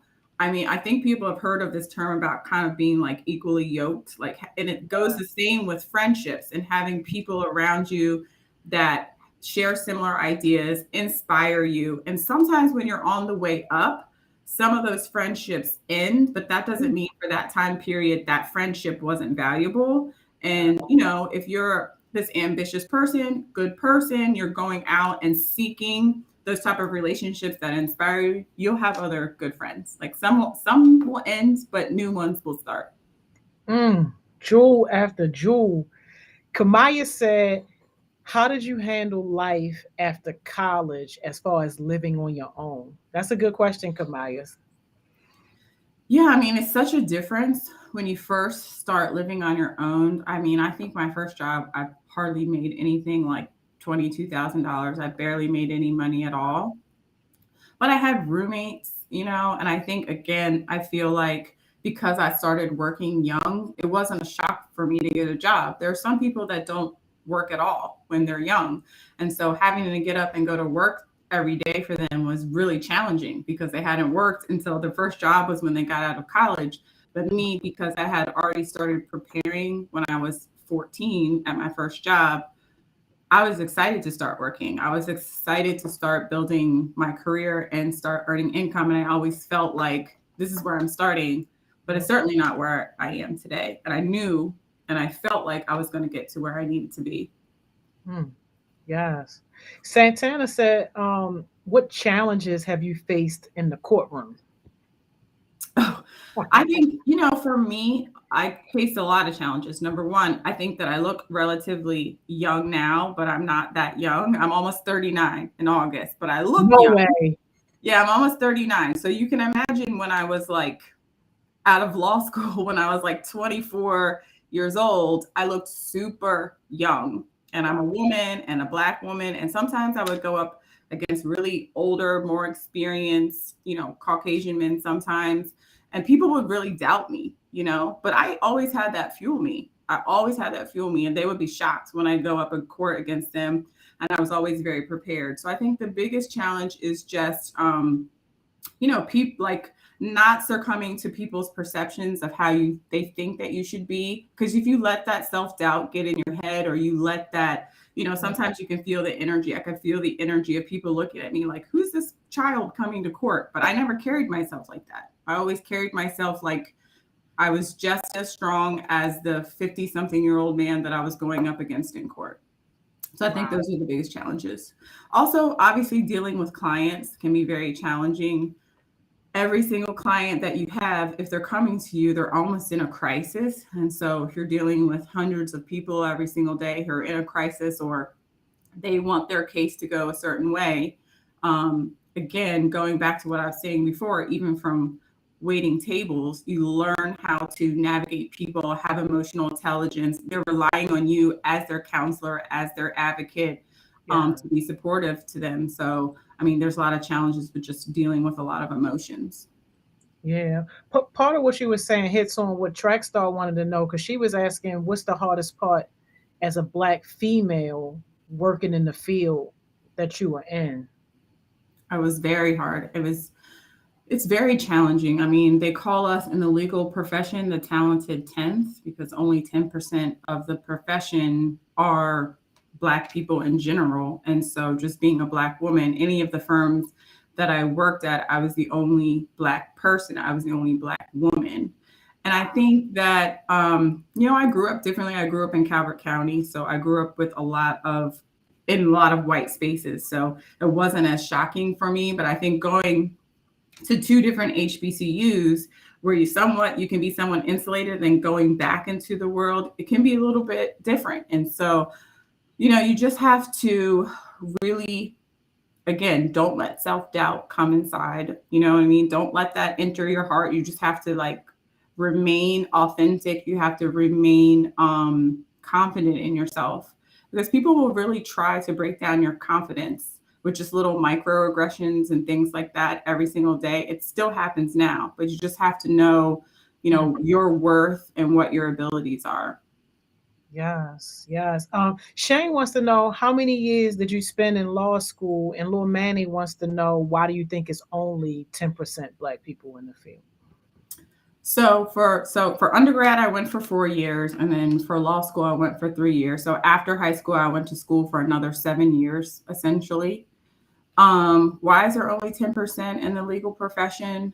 I think that, anytime we go to any sort of upper level professions, I think there's still a lot of strides for us to make as a community as far as just being accepted as a part of the community. I think it takes, generations of people to say, I'm going to do this, even though maybe I was left out of this industry before. So I'm hoping in the next, 50 years, 100 years, those demographics will change. But there was a period of time where, that's why I went to a Black law school. There was a time where there wasn't a choice. You couldn't go to the other school, the predominantly white institution. There was another institution for Black lawyers. And so, just like anything in life, a lot of times getting work and making connections, it's about having people that are already connected in the industry. So if you have an industry that is predominantly white,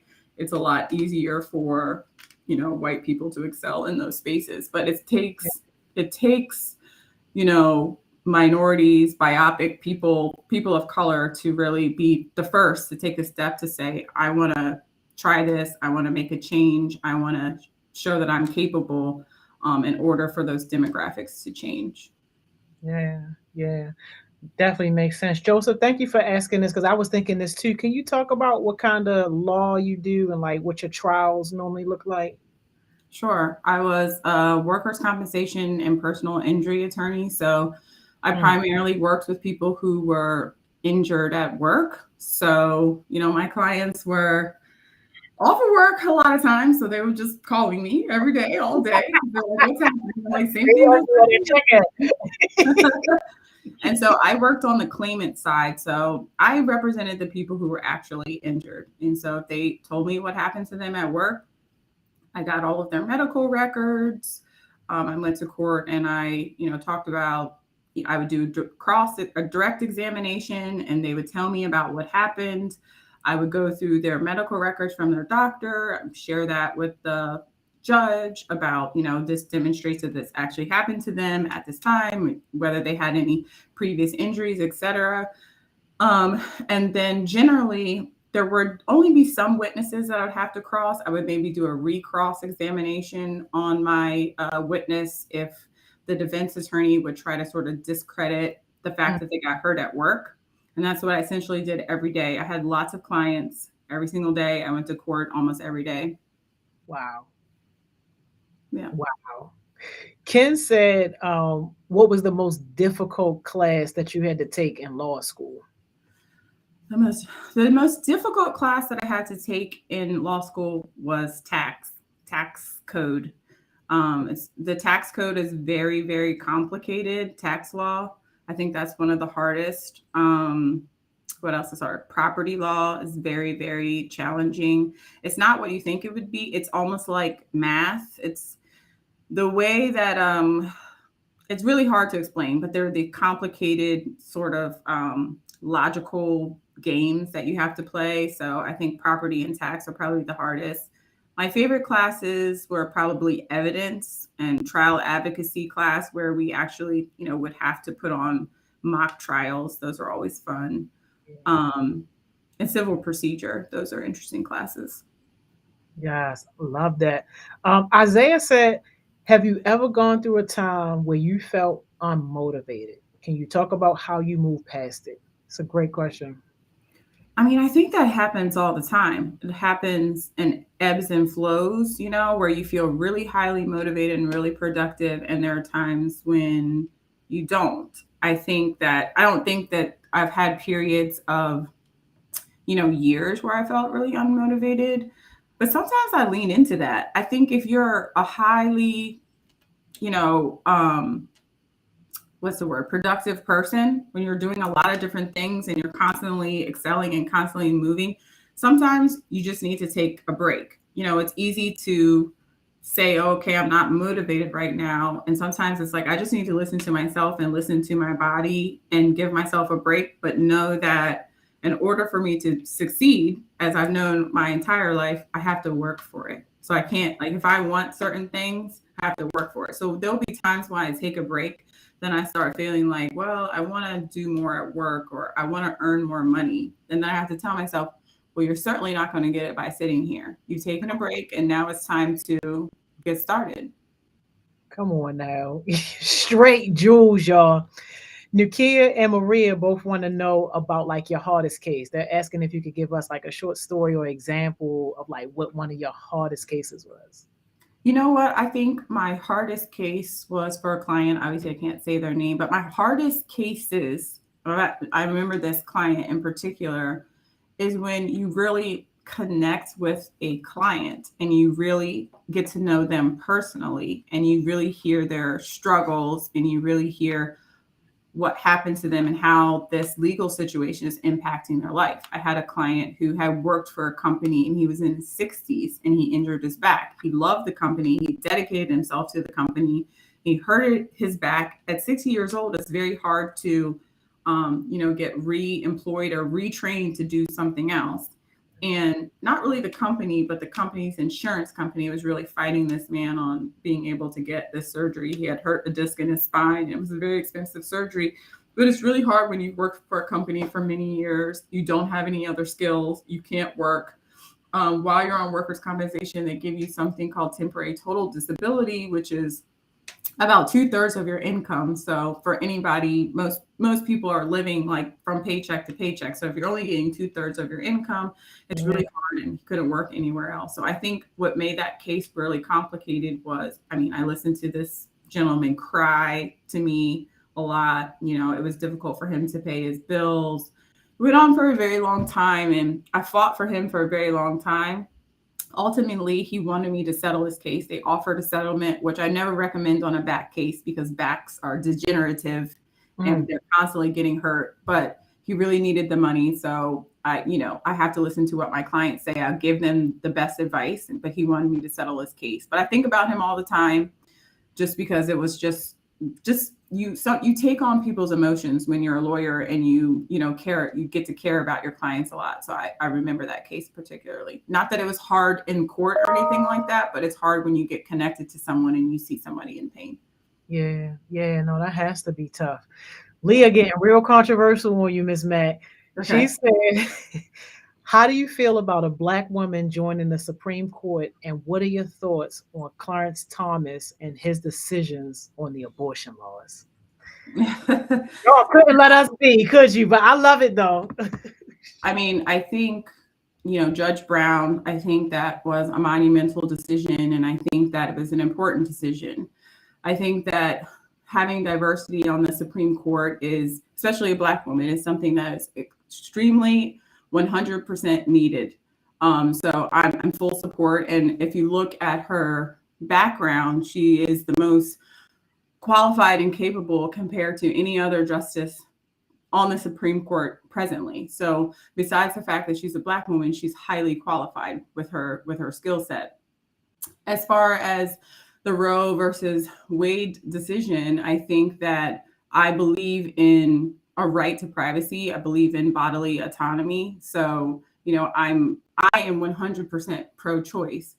And I think that as far as the Constitution goes, it's about respecting people's religious freedom. So I am in favor, if you are Christian and you do not believe in abortion, I want you to be able to not get an abortion.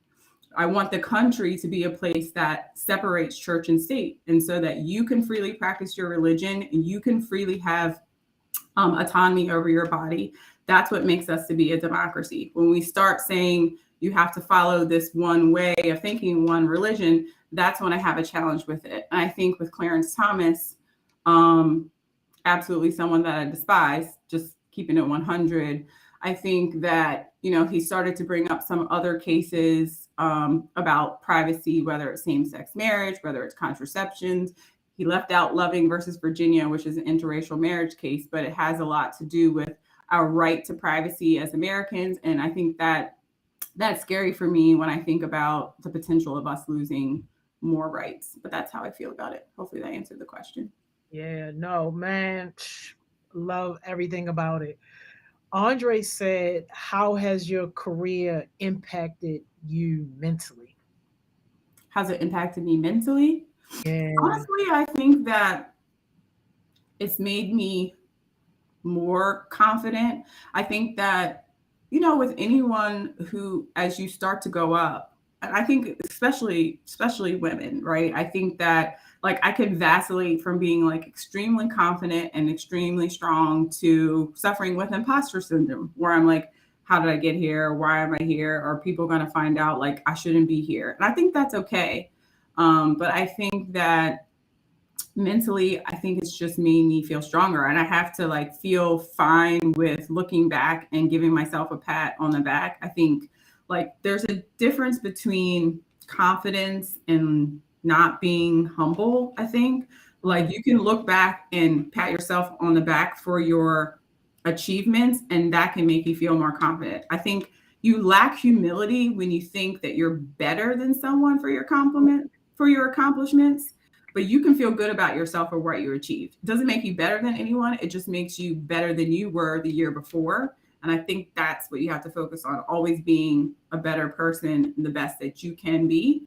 And I think that helps you to just mentally stay strong. There's not times where I don't like feel sad and I feel like, this is hard. That's normal. But like I said, anytime you have these challenges, they build you into being a stronger person. Yes. Yes. Um, Jamal wants to know, do you have any regrets about your career path? Do I have any regrets? I don't think so. I'm trying to think if there was some way that I could have gone in some other direction. I don't really think that I do. I think that, I don't really regret anything, I think like everything that happened is what's leading me where I'm supposed to be. I don't know. I love my job. I love where I'm at. It's great. And Yeah. I know that I'm not going to be here forever. And I get excited about not really knowing what's going to happen next, but knowing that I believe in myself, and I believe if I keep on working, surrounding myself with people, making good connections, building my skills, whatever is going to happen next is going to be where I'm supposed to be. Like, I'm not going to go backwards. I've been feeling like my career trajectory has always led me to a better job and higher pay because while I'm in the one job, I'm not necessarily looking for another job, but I'm trying to be the best I can be at that job. And I always look at this, and I even tell my staff this, like when you have challenges at your job, and I keep on saying this over and over again, that is preparing you for your next thing. Because wherever you go, you're going to have challenges all the time. But if it's coming up in that space and you're being paid, you're being respected, take that opportunity to work it out there and see what you learn from that. And so you can use that wherever you go next, because the higher you go, the more tests you're going to have. Let's go. Let's go. Oh my God. I love it so much. So I'm sure they're not going to be surprised that you a model too. But can you talk a little bit about that? Because I'm sure some people here probably being blown right now. They're like, what? You doing all this? Like, how? Tell us about that a little bit.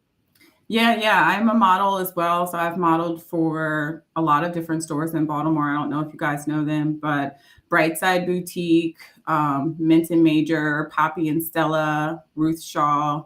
I've worked with a lot of different malls. So I've worked with Kenilworth Mall. I've done campaigns for them. I've done campaigns for Towson Town Center. I've worked with other big brands like Amanda Up Richard and Kiss Cosmetics and everything like that. So on the side, I model, make content, and do all those types of things. I mean, I've always been into that. I've always been into fashion. So I'm part of the fashion community, blogger community, and I do that for fun on the side. I think a lot of times, like, people think it's a dichotomy to being someone who is, book smart or a leader, and then someone who's into fashion and beauty. But I think that, when you're just your authentic self all the time, then people have more respect for you. I will not go through this world pretending to be anyone else than I truly am, because this is my one experience on this earth, being like the most Mac, being the most Mackenzie that I can be. And so I work and I get a lot from work.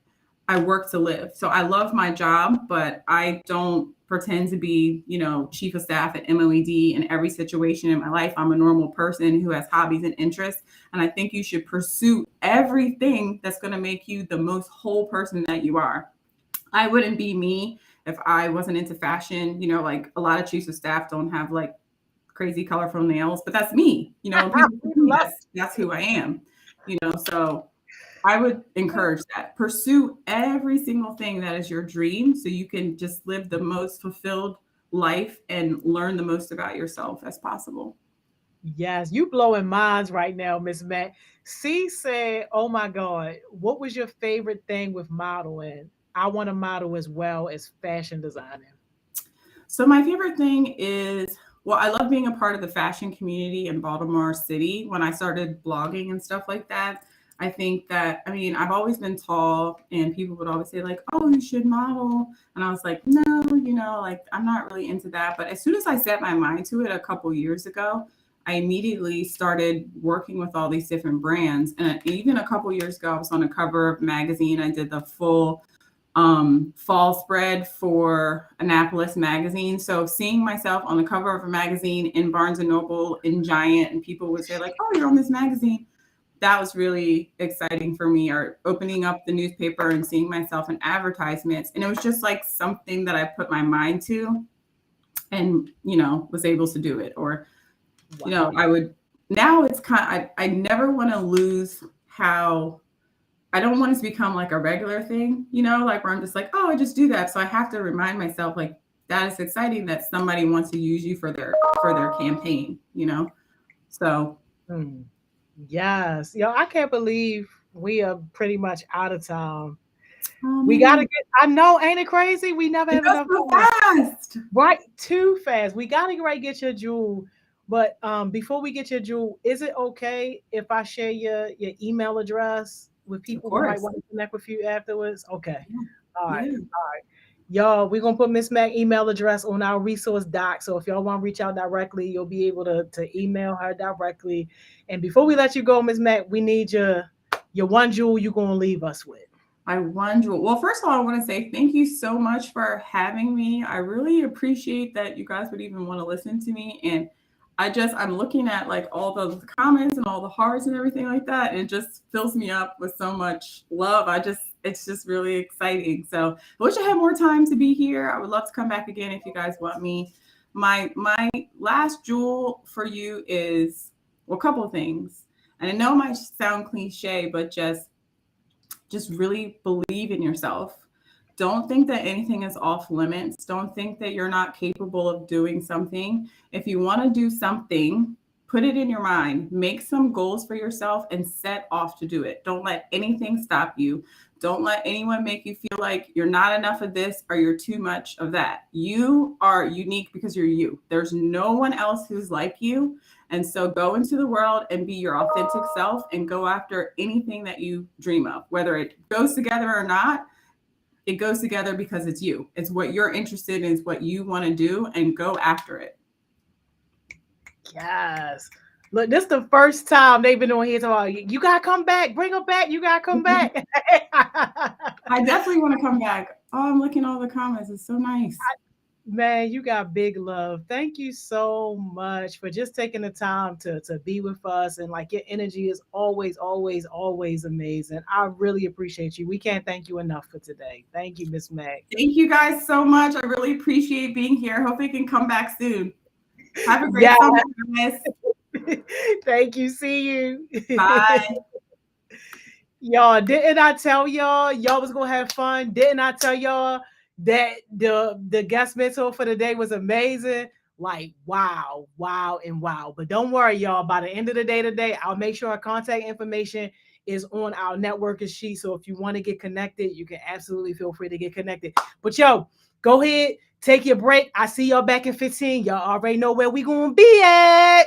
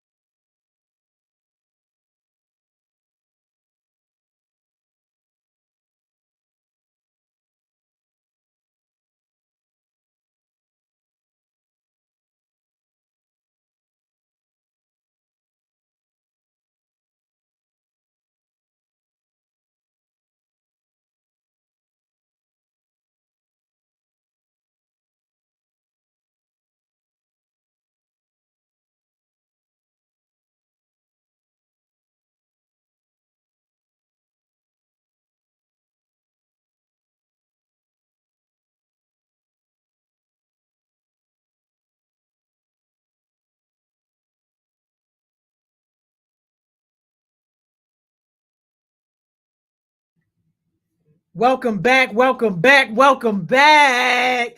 Yo, take that ride down 83 with me, shorty. Let's go. Let's make our right on 83. Y'all already know where we pulling up, yo. The almighty Miss Money Mo. We in the ghetto.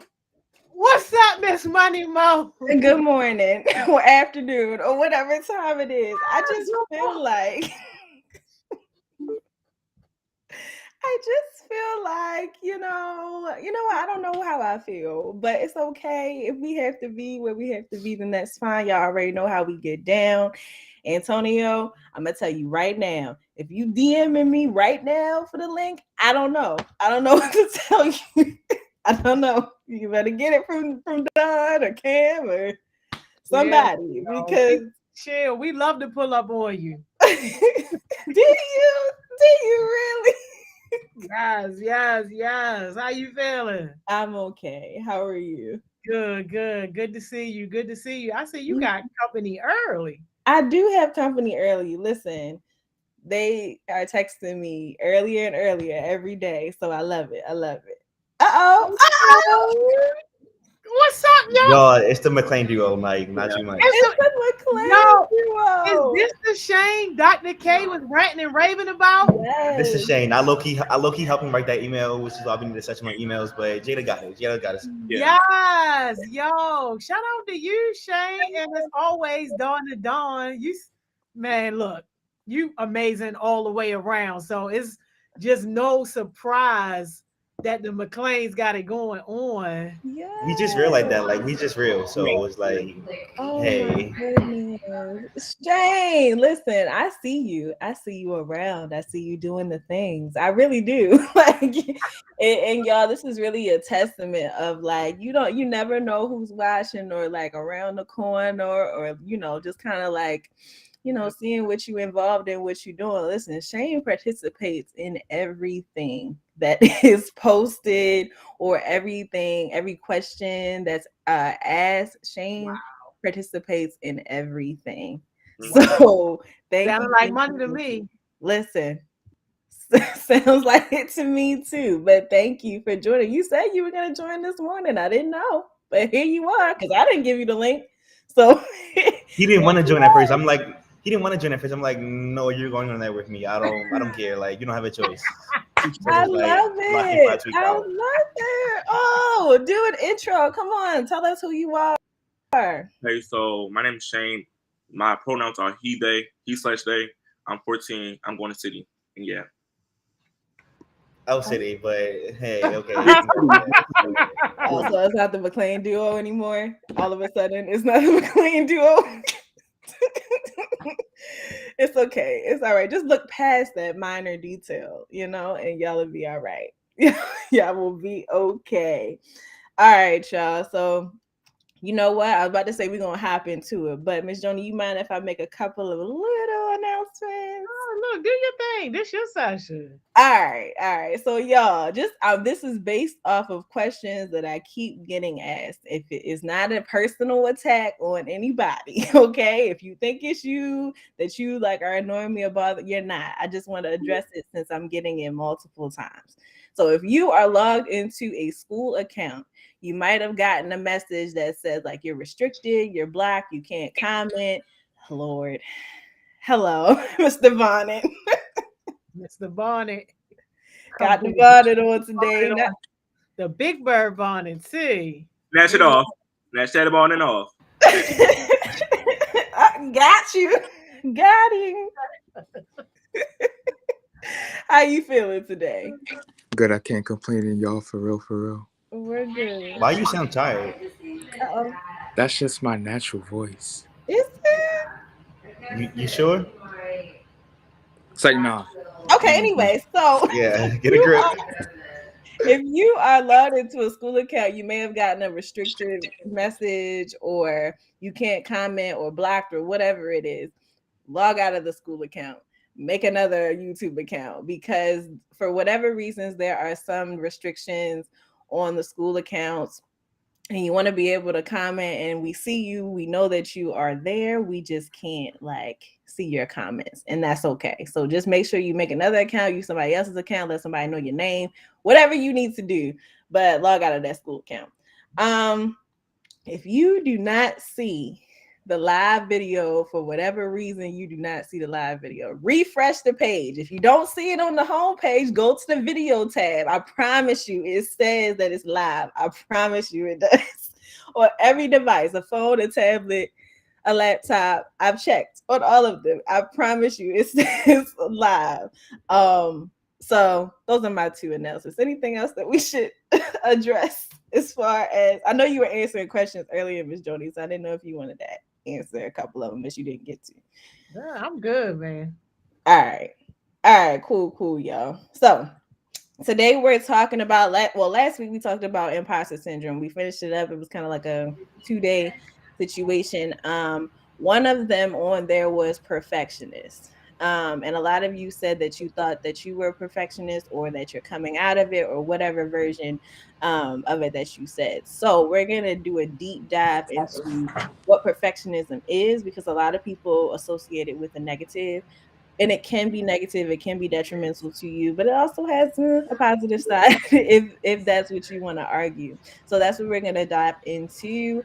Thank you, Don. We resolved this slide issue, because I don't know. We just realized that, like, Listen, love it. Thank you. So, question of the day. What is your biggest pet peeve? Try to do one, but if you got a close second, that's okay too. But try your best to do one. So, biggest pet peeve. Who wants to get us started? that's a great question. Nobody knows, because I will get us started, because I know exactly what mine is. I want to go. I want to go. Oh, okay. Go ahead, Miss Bonnet. Forgive Miss Joni, but like I really hate that. No, my biggest pet peeve is when I have friends and it's like I know what I want to do, but they tell me like they don't have a goal in mind after our closing. So it's like I was like, what do y'all want to do? I was like, what do y'all want to do when y'all go to high school? Like y'all gotta go, and they said no, and it like that was a pet peeve of mine. Okay, listen, that's fair. That's definitely fair. Am I going next, or Don or Shane? Y'all going? You can go next. All right. Mine is when somebody, like, I feel like I say the same thing every year. Mine is when somebody says like that an activity that they've done, and I say, "Oh, I've never done that," and they say, "Oh, you never done that? Like, how can you not have done it?" I'm like, I just now told you that I didn't do it. Like, why would you repeat to me that I didn't do? I just now said that. So that would be like my number one. Okay, I can go next. So my biggest pet peeve is like when somebody spam texts me after I didn't answer that first text. Yeah, it gets on my nerves. LOL. All right, because not too much. I'm gonna still spam text you because you're gonna answer me. LOL. Are we still doing that? I mean, seriously, because like y'all, we have all the avenues in the world. Most of the time, people saw you. Just leave it. Just let it go. Just let it go. Just let it go. They saw you. They just didn't want to talk to you. That's kind of what happened. Most likely, if you send them, you call them, and you texted them, and you know them, and you talk to them regularly, or you see them regularly, and they still didn't answer you. Me personally, I would block them, but that's just me. I guess I can go. I guess. My biggest pet peeve, I guess you can say, like, when people fish for compliments, when they keep saying, "Oh my God, I'm so ugly. Oh my God, I'm this and that." I'm like, okay, I just said you were beautiful, but now I don't know. Like it was giving Grand Rising a second ago. Now it's not. It's not. For real. God, that ain't not beautiful no more. I'm big, yo. Oh my goodness, Miss Joni. Oh, yo, I hate when people cry and beg for my advice to say they want to do better. I give them the advice, yo, and then they still just be in the same whatever rut that they was in. It's like, yo, you really ain't want to do better. You just wanted to hear me say whatever I had to say just so you could turn around and do the same thing anyway. Most definitely. One thing about me, I'm gonna still hit Miss Joni up for advice. Like, Grand Rising Miss Joni. John has been a troll with this Grand Rising. Okay. Like, yo, this Grand Rising is not gonna leave anytime soon. I hope that. Like, Grand Rising is part of my daily routine now. Like, I wake up, tell people Grand Rising. I don't say good morning anymore. It's just Grand Rising. Oh Lord. Okay. Okay. Thank y'all for sharing. So Kay said people who are loud for no reason in all caps, no reason. Yeah. I'm very sensitive to noise. I'm very, very sensitive to noise. So I resonate with that on a different level. Some people are naturally loud. Like I am naturally loud. Like I can be loud all the time. Yeah. Listen, but you're not loud right now. Not in my opinion. Not in my opinion. I don't know. Maybe I'm not sensitive to noise. Who knows? But all right. Kamani said people that lie when I know the truth. Oh yeah. All right. Well, listen, don't you just let sometimes it's a little messy, just a little bit. Sometimes just hear me out. When you are like talking to somebody about a situation, you already know what happens, and like you're asking the questions, and they just lie. They just lie, and then you just pull out something. It's like fresh breath of air on a Saturday morning. Anyway, I'm just kidding. And then they try to keep lying. They try to keep lying. Like, hello, I just like what? I just showed you the receipts. What's going on? They got a lot of way out. Like Miss Joni say, them lies come back to you. Listen, I'm seeing a lot of lies. The Maya said lying. King said lying. Chloe said smacking. I saw that chewing food loud and smacking food. I saw that a few times. Run up. Really good. You got to get a good little. Yeah. No, all right. Now hold on. If the food is really good, then it's acceptable. But if it's like if you're just being over dramatic, then no, it's annoying. I'm not gonna hold you. When I'm by myself, I'm going to town. When I'm by myself, I'm going to especially if I've waited all day. Not even waited. Like if I forgot to eat, don't do that. But if I forgot to eat or something like that, and we're at the end of the day and I'm hungry, yeah, I'm gonna go by myself just to make noise, probably. But if I'm around other people, I try to make sure that I am quiet. Man, I don't care if there's people around. If I'm hungry, I'm hungry. I'm sorry. Yeah, but oh, wait. Also, I got like a little hack. I solved the problem. So like when you share your screen on Restream, click the like certain tab and not your entire screen. That way you can see people while you're still sharing. I got y'all. Like it's giving engineering. I don't know. Probably just do it like that. Yeah, I don't even know what you said. Yo, I don't understand it. I don't understand it. It's So not giving. It's not giving engineer anymore. All right, because it is because I don't understand what they be saying either. Okay. I'm gonna say it one time. I'm gonna say it slowly for y'all. Okay. So when you share on Restream, like if you have a session and you click the share, click the certain tab and not your entire screen. That way you can switch between tabs and still be on the presentation at the same time. Oh, okay. All right. Cool. It's just like that. All right, but not too much. Like, all right, but not too much.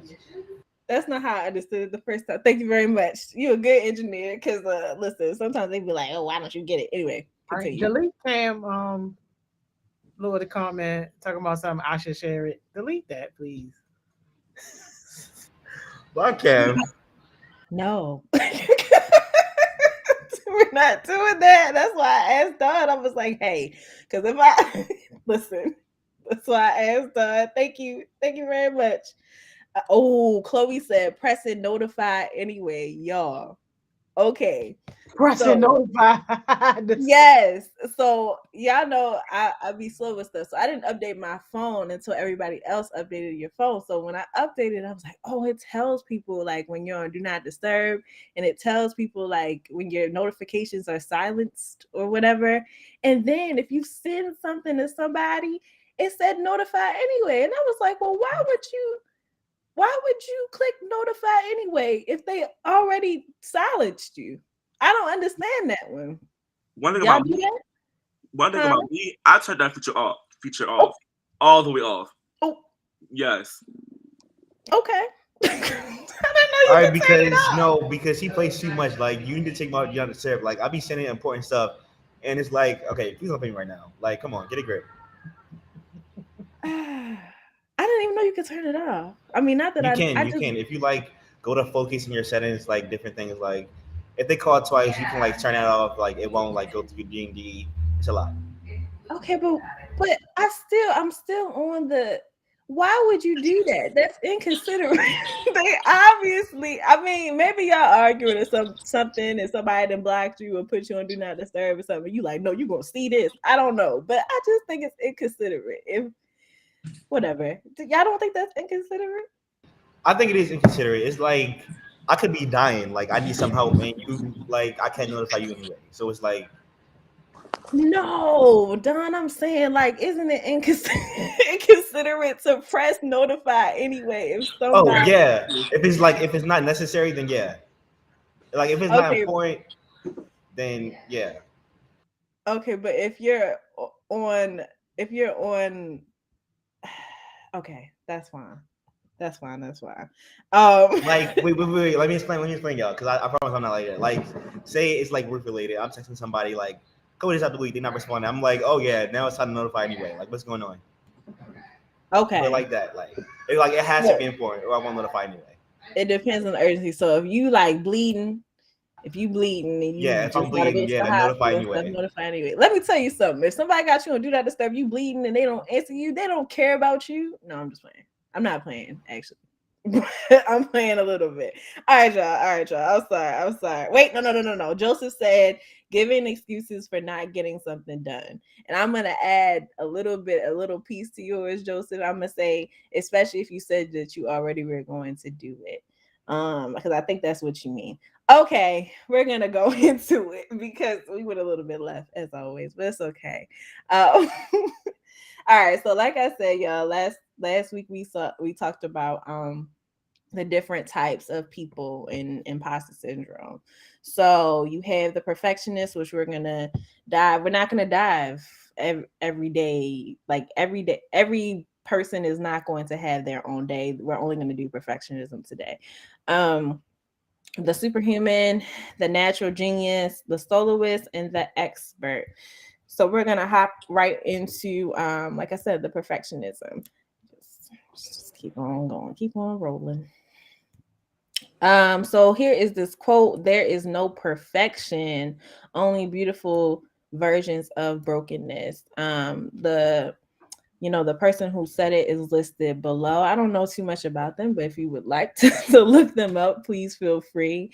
But love this quote because there's literally no perfect human, no perfect action, no perfect anything in this world. We literally are doing our best out here and we're trying to make everything look as good as we possibly can.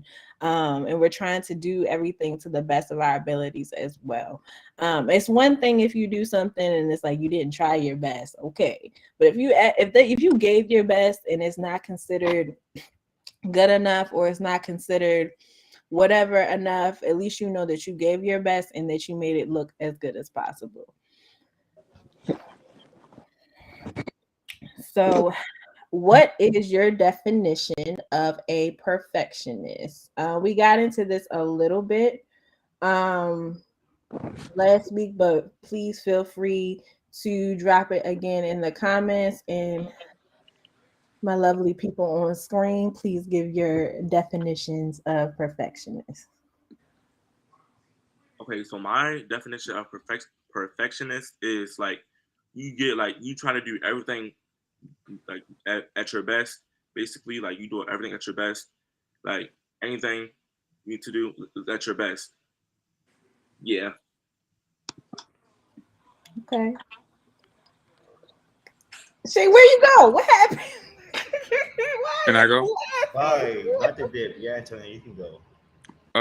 My definition of perfectionist is like how we was talking about, I think Friday, is like when somebody is like constantly, like Shane said, like constantly trying to do something to like the best of their ability, or it's like when they don't do it to the best of their ability, they feel like they may like doubt themselves, like they could have did it better. So it's just whenever they try and do something, they want to do it better than someone else, or they want it to be done to like the best of its ability. Okay. All right. Thank you, Mr. Bonnet. Don. To add on to what they said, I kind of agree and disagree with what they said because they said like doing everything at your best ability. And it's like if it's your best ability, you got that. But it's like trying to exceed that and when you know you can't do it, or like something that's like not too important, but you want it to like fixate it so you have like a perfect image is a perfectionist. All right. Thank you. Miss Joni, anything to add to what's already been said? Just real quick to add is that normally when somebody is a perfectionist, like they get stuck, so they don't move. They don't take the next step forward until something is perfect, and like that's really where the problem comes in when you become a slave to perfectionism. Most definitely. Most definitely. Kiara said a perfectionist is someone who always has to do something right. London says someone with high expectations and does their best to reach them no matter what. Um, Mr. Johnson says someone who is good at what they do. I like that perspective because, like I said, we oftentimes associate perfectionism with the negative and that there are negative things to it, but sometimes it makes you more efficient, sometimes it gets you where you're supposed to be at. So we're gonna hop into that a little bit more. Shayla says someone who does everything perfect, and if it doesn't go their way, they take it hard. Most definitely, most definitely. And Anaya, I'm sorry, y'all, if I'm messing up your names. I'm so sorry. I'm normally good with it. Trying to exceed the expectations. All right. So thank y'all for sharing your answers. And we're gonna move into the actual definition. So perfectionism is defined as the refusal to accept any standard short of perfection. We talked about how perfection does not exist. So in a way, yeah, and this is like harsh because I'm talking to myself too, so it's harsh. But in a way, perfectionists are like delusional. Like, and I hate to say it like that, but you are constantly reaching or going for something. I don't know if it's delusional or insane is the right one, and I know those are negative terms, right? We're always like associating those with like people that like need serious help or whatever like that. But I'm talking about the standard definitions of like delusional or insane. Like you are trying to do something over and over and over again to get the same result, but the result is not attainable because perfection is not attainable. So just hear me out when I say that. But yeah, so that's the standard definition. And we'll go more in depth on that. So we talked about how it might be negative, but it also might be positive. So you have the perfectionistic striving and perfectionistic concern. So perfectionistic striving is the drive to attain accomplishment, leaves no stone unturned. So basically looking at all of the options, seeing all that's in front of them and using it towards their advantage, and motivated by a positive outcome. So working towards something that is going to turn out well is one of the reasons that is pushing you in that particular direction to achieve that goal. Perfectionistic concern. This is where you need to be worried. They have the desire to avoid mistakes, no matter what you are trying to do, especially if it's something on your goal list. You are most likely going to make mistakes. That's how you learn. That's how you're able to teach someone else. That's how you're able to inspire someone else. So again, this idea of I'm not going to make mistakes, I need to do it right the first time, is not really going to push you in the direction of growth. Fear of failure. We're gonna, it's kind of with the mistake thing, we're going to fail. We're going to fail, especially if it's something that you've never done before. There are instances where, of course, you catch on quick, so maybe you are able to do it on the first time, maybe you are able to do it on the second time or whatever, but there are things that you are going to struggle with. I remember this very clearly. School for me wasn't always the biggest challenge. It wasn't the biggest challenge until I got to around 10th grade, I guess, technically, but really 11th grade. Listen, for y'all out here taking these calculuses and pre-calcs and trig, that's horrible. Don't do that. No, I'm just kidding. If you're good at it, if that's something that you want to do, definitely do it. But that's kind of where I was like, oh man, like, like I never really had to try like that hard when it came to school. But you learn things, you learn new techniques, you learn new studying techniques, and you get better. And then the fear of being viewed negatively by others. So we always talk about about others' views on you, right? And in some cases, of course, you're going to be concerned with, again, another unpopular opinion. You're going to be concerned with how people view you, especially people that you value their opinions and that you care about. So, like, for example, like, if Don thought that I was like mean and cruel and like never like did anything, like I would take that a little bit to heart because I care about Don. I'd be like, oh man, like why do you think that? I also don't describe myself as any of those words that I said. So I would be like, okay, well, why do you think that? But sometimes people are just like haters, like like some Y'all, people. Miss Mo basically said she hate me. Like she I basically mean, hate me, but y'all. like low key, you Miss Mo, you kind of are rude because like sometimes you don't be giving me All them right, because session not too much. links. You're supposed to be the bodyguard. You're supposed to be the I bodyguard. know, but she don't be giving me No, them session no. links. So it's like, what about my feelings? You know? You want to talk about your fit? Come on, let's go. I'm always down for a therapeutic session. Come on, how you This Jody need feel? her asthma pump. Yo. No, because it's Give like, me all the things. y'all, look, let me tell y'all, right? You know, Always down to talk. Let's go. sometimes I be feeling hurt because Miss Mo don't be sending me the link, and I ask very nicely. You know, I ask her how her day was. I just make sure she's okay, and then I do all that, and then she still don't be sending me the link. She be claiming that I be threatening her and send her like, messed up text. But I just ask her how she was. All I be wanting Wild to is see y'all. wild. Like I just be wanting to see y'all. She be stopping me from seeing y'all. She basically saying I'm too much. Antonio, I hope you know she's pulling up the receipts right now. So, Whoa, where'd that card come from? yo, wait, hold on, because when I flip it, y'all not gonna be able to see. Y'all gonna see it trying to brighten backwards. this down a bit. Trying to brighten this down a bit. Okay, y'all gonna be able to see it backwards, or it's gonna show up right correctly. I don't know. Where does We can see it. you can see Antonio, it? Make me That's big, definitely Joni.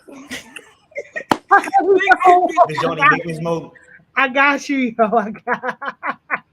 Oh my god. Look at this. What does it say? Give me the link. Hand it Hand over. it over. No, you're With done. You're eyes done. and hearts and He's lips. a liar. Like, That's your Instagram name right there. That's it. That's you. Krusty Crew. Bio. Oh my Don't worry about god. that. Don't worry about all that. But that's you. Oh, And he hopped off. where'd he go? Me personally, I wouldn't go for that. But that's just me. Yo, Wow. hot. Yo, Oh man. Krusty. Oh man, where'd you go? He said he back in the. I thought we were having a conversation. Remember we was talking about earlier when you know people are lying, you just keep asking them. He's in the waiting room. I'm just playing. Come on, Antonio, get back up here. I'm playing with you. Where'd he go? He not coming back. Oh Lord. Okay, it's all right. We gonna wait. He'll be We back, gonna, y'all. He'll be That back. on we gonna you. move on. We gonna move on. No, we're not gonna move on. Go back. Go back, John.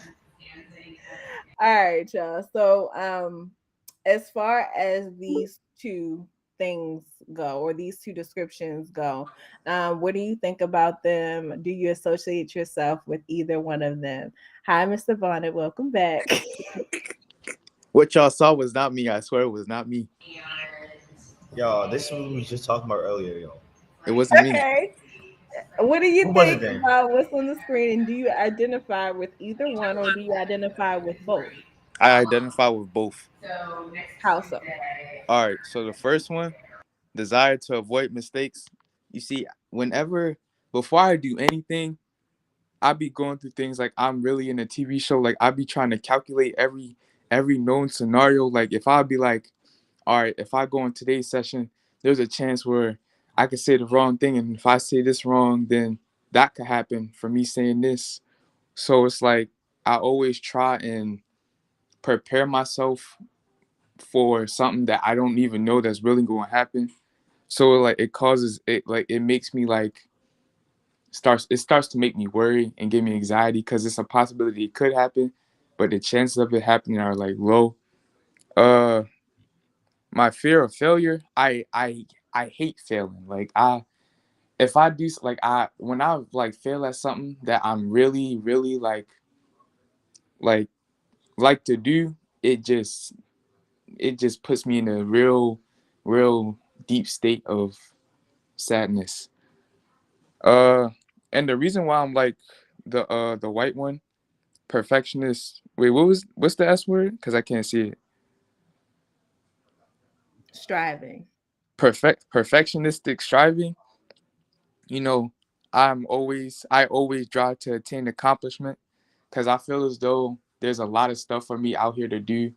Because to be honest, there are people out here that like that need my expertise and I just don't know it yet. But eventually, like when the time is right, I'll meet that person that need my help with whatever it is. And you know, I'm always motivated by my positive outcomes. Like I'm motivated by getting on these sessions every day because it just shows that like I'm here for like the change and I'm here for the movement. So like that's why I feel like I'm both. Okay, so for me, I I sang both because like for perfectionistic striving, like I be motivated by my positive outcomes. Like I get, and like for the perfectionistic concern, like same as Mr. Bonnet, I like the fear of failure and what's called desire to avoid mistakes because I'll be thinking like, where does this happen and where does this happen? And yeah, I guess I'm a little bit of both, but the only trait I really see in the professionalistic concern is the fear of being viewed negatively by others. It's like something I'm working on, trying to like, not let others affect my image. Okay. All right. Miss Joni, thoughts of what you see on the screen?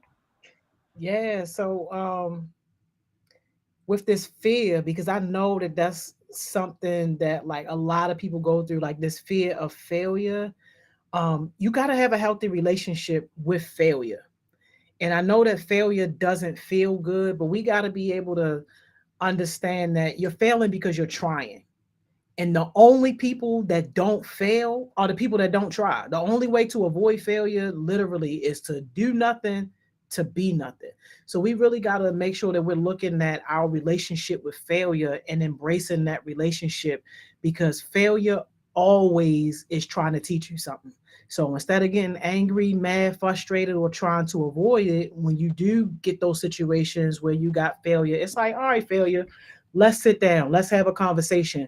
What are you trying to teach me? And take those lessons and go. Now, repeated failure off of the same thing, that's something to be concerned about because that's just you not getting the memo. Failure done left you all these sticky notes on your brain and you're not reading them. So definitely let's look at our relationship with failure and have a healthy relationship with failure.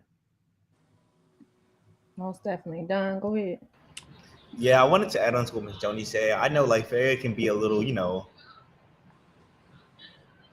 sorry, I saw a I'm so sorry, I like don't saw a comment. I was But failure like, are you glitching? Like, I was like, is this a glitch? it was like a big comment my name on it. I'm like, yo, I'm gonna get to it afterwards. But like failure is like a big thing a lot of people worry about.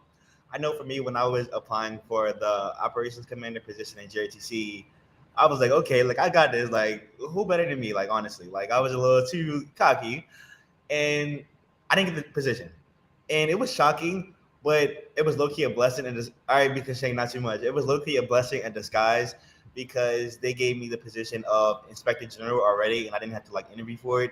And it's like a more of a hands-on position, so they wanted to prepare me for when I go up for top 3 in my senior year. So it's like I'm basically saying, I saw Andre's message. Oh, that's what I want to say. No, it was Antoine. Okay, I saw Antoine's message in the chat. Antoine said, "I don't know. Sometimes it matters what others think, like your bosses and business partners. You want to act a certain way around folks like that. What do you guys have to say about that?" Wait, can you like say that louder? Cause I heard you, but it was a little low. All right, all right. I don't know, Don. Sometimes it matters what others think, like your bosses and business partners. You want to act a certain way around folks like that. Did you hear me that time? Yes, I mean, You sure? yes, I did.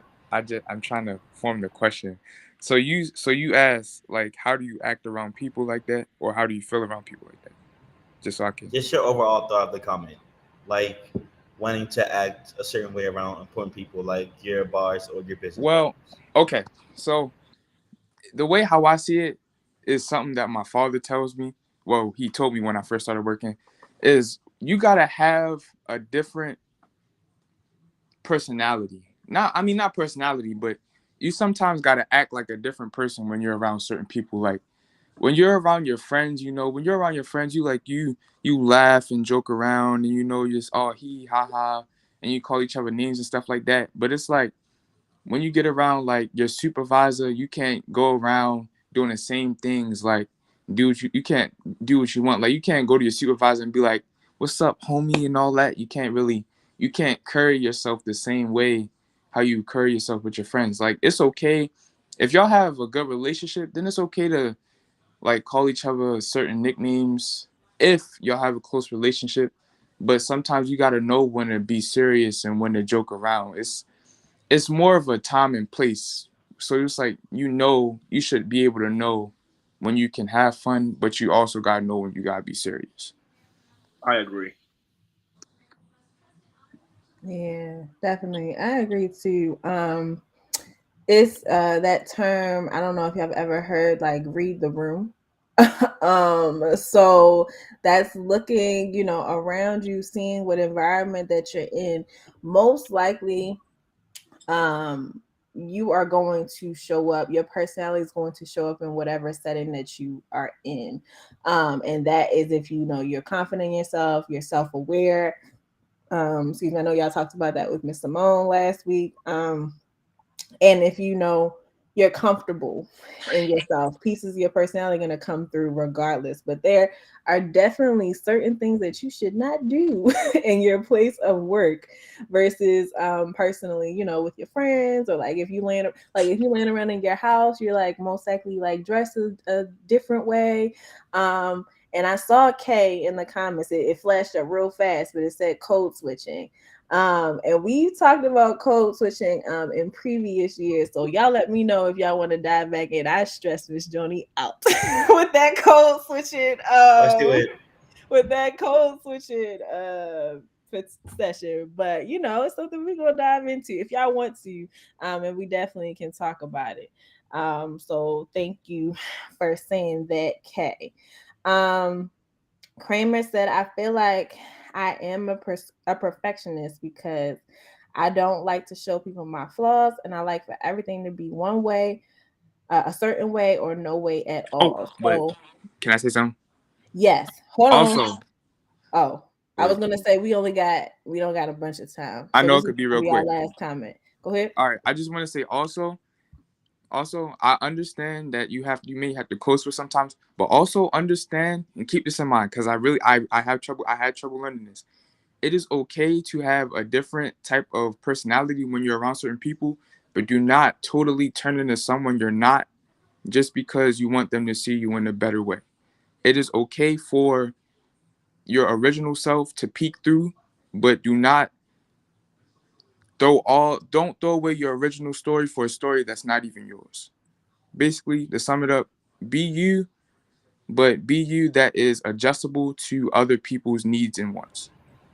Not That all was the basically time, his but shoe. sometimes. That was his shoe, y'all. Yeah, it was. I wasn't prepared. I didn't know you about to drop your jewels. So I was like, okay. I didn't know if people had more feedback about Kramer's comment, but no, definitely Antonio. That's balance right there. That's balance.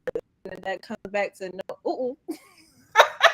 I'm sorry, Lil. I'm sorry, Lil Make Kim. Don Lil Kim big. possessed me. I'm sorry, I had to. Make Don big and do it again. I'm sorry, I had Make to. Don big and do it again. All right, all right. Lil Kim. All right. Oh my god. Lil Kim possessed me for a second. I'm sorry. All right, best GIF. What is it? Is it GIF or GIF? What is it? GIF. How do you say it? It's GIF. Oh, it's GIF, Yeah. the ones that move. Listen, Yeah. there y'all go. I don't know how you create them, but there you go. Do something with it. All right, because not too much. Nah, do something with it for real. Y'all can tag me. Y'all can tag Whoever me. got the Definitely. Don video, I need y'all to send me that Please, one. please. I will cry, guys. Please don't do this. Meme 'em. Oh no, don't do it. Yeah, You gonna nice. cry. I'm kidding. Y'all can do it. Like, I guess I'm just meme material, but hey. Tag Heart Smiles MD and tag me too because I want to make sure I see it. It's underscore underscore underscore. Yeah, It tag doesn't me, read. Krusty Crew CEO. Don't judge the name. Anyways, That was a good one. Okay, I'm sorry. All right, y'all. So thank you, Don. One last one we're gonna get into just the next one, and then we're gonna Okay. do Jules. We're gonna wrap it up. We're gonna be on time. All right. So this idea of push versus pull. High achievers. So we're talking about the striving side. High achievers are pulled towards their goals. Perfectionists are pushed towards their goals. I don't know about y'all, but I don't like being pushed. I don't like any contact. I don't like physical force. And this is just a way to put it in perspective that high achievers are disciplined. High achievers are attracted to their goals, whereas perfectionists, like, sometimes they may lose that discipline, sometimes they may lose that attraction, sometimes they may lose the sense of where they're going, but it's just the fact of being task oriented that is pushing them towards what they're trying to do. So you want to make sure that you are put in a position where you are attracted to what is for you, and that you don't get caught up in this idea of perfection because it does not exist. That was my jewel. Don't get caught up into the idea of perfection because it doesn't exist. So Shade and Don hit him with it, and we gotta get out of here. All right, I'm gonna go first. So Shane can drop his jewel last since this is his first jewel. Smile. Like, smiling makes things 10 times better. Like, I know me. Like, I'm walking down the street, listen to my music. Staring at the what is it called? The trees, the nature. And I'm just smiling. Like, and it makes me feel happy, even though I'm not like that happy. But like, it does give a little something. So smile. Like, we love to see you smile. Come on, Kirk Franklin. We can't play that because last time we played that on the live, it shut us down. Copyright. Anyway, like, Hey, yo. literally, Miss Simone tried to play it, and it just. Anyway, go ahead, Shane. Thank you for coming. My dream is failure is not the opposite of success, but it is success.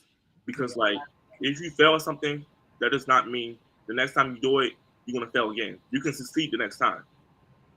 Real. Don't hurt him now. Can we get a this our favorite session in the chat? Kick him off, please. Don't Please. kick him off. No, he belongs Like this, here. it's This always is your a safe favorite session. Which space. one? This Except is for my when you try favorite to lie. session. You just said the guest session was your favorite session. Every It's my session favorite is his session. favorite session. Every session in the future is his favorite Man, session. All right, so can now we we get a know. favorite session in the chat? Lunch is about to be his favorite session. Like, it's You better okay. be like, y'all, this lunch my favorite session. All right, y'all. Love y'all. right. Done. Mr. Bonnet. See y'all tomorrow. Shane, y'all, thank you love so y'all. much. Shane gonna be here tomorrow too. And y'all, my presentation is tomorrow, so y'all gotta come, y'all. Lock in 2, 5 3 o'clock, I got y'all. Lock in 5 tweak out. I got y'all. Get a grip. All right, bye. Kick him off. Oh my God. Yo, the ghetto, yo. It never ever fails in the ghetto. I can't wait for Miss Mo to do her session about code switches so I can bring up all my good old Comcast stories. Y'all already know.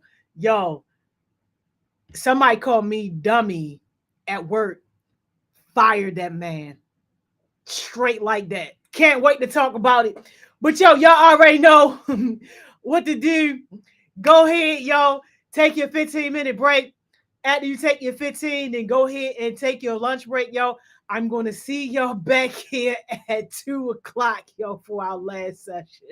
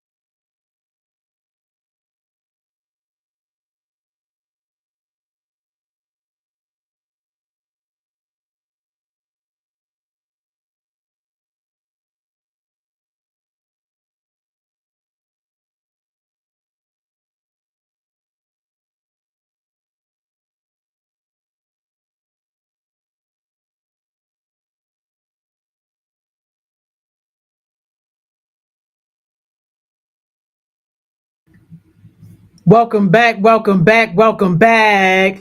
Hey, yo, I hope somebody had a great lunch break. I hope somebody is having a great day at work today. Can y'all believe we had our final session, yo? We had our final session. Kiara, I saw your message before we went to break. Yes, I will absolutely stay on for a few minutes after I dismiss everybody. So if anybody has any questions, like personally for me, I'll stay on a few minutes after I dismiss everybody. But for like regular stuff, y'all, reach out to your mentors. You ain't got to hit me up. You ain't got to hit Miss Mo up. You ain't got to hit Miss Simone up. None of that. You can go directly to your mentors and your mentors will help you. But I will stay on for a few minutes after I dismiss everybody if anybody has anything specific for me. Y'all, I've been looking forward to this heartbeat presentation, yo.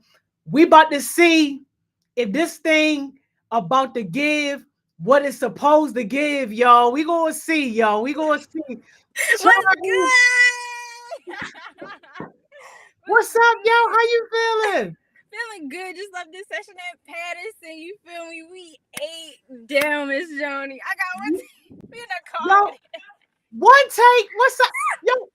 How you Yo, schedule we your killed it, yo. I session? swear, yo. Like, Ate down. this Patterson dynamic, Miss Joni, crazy. You not even ready. It gave everything. I Like, can't for wait to real. watch the replay. But like, yo, how you schedule your heartbeat session right after you leave the school?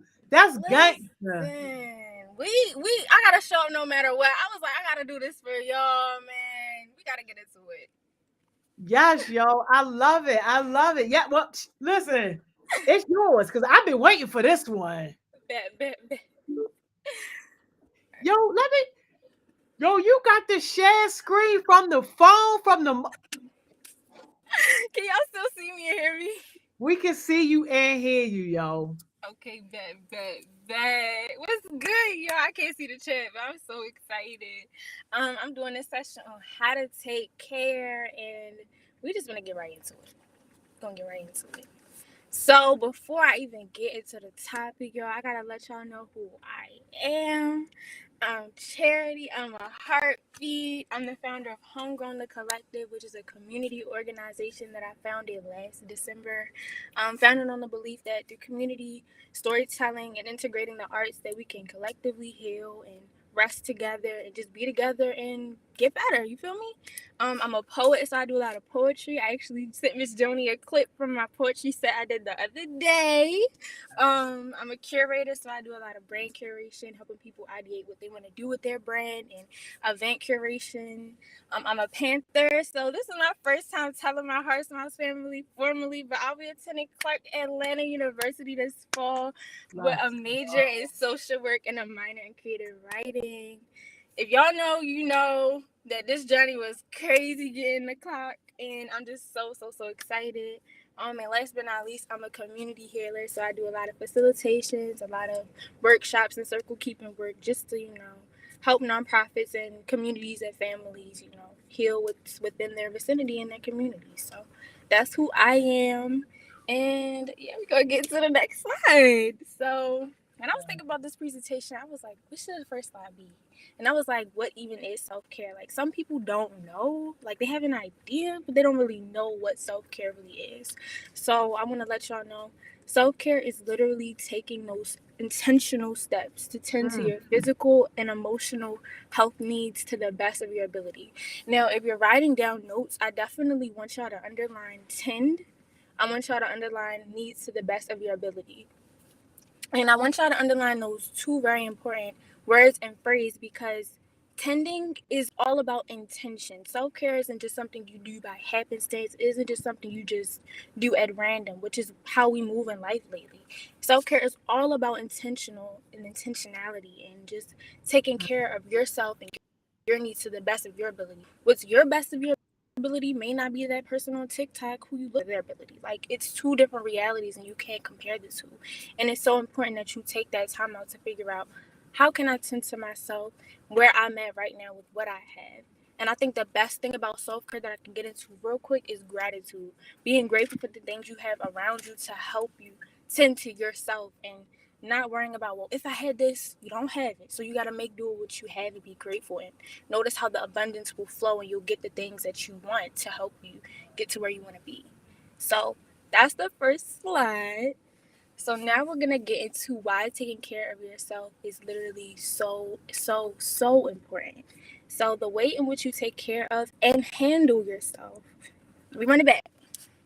The ways in which you take care of and handle yourself are an important part of living a healthy and full lifestyle.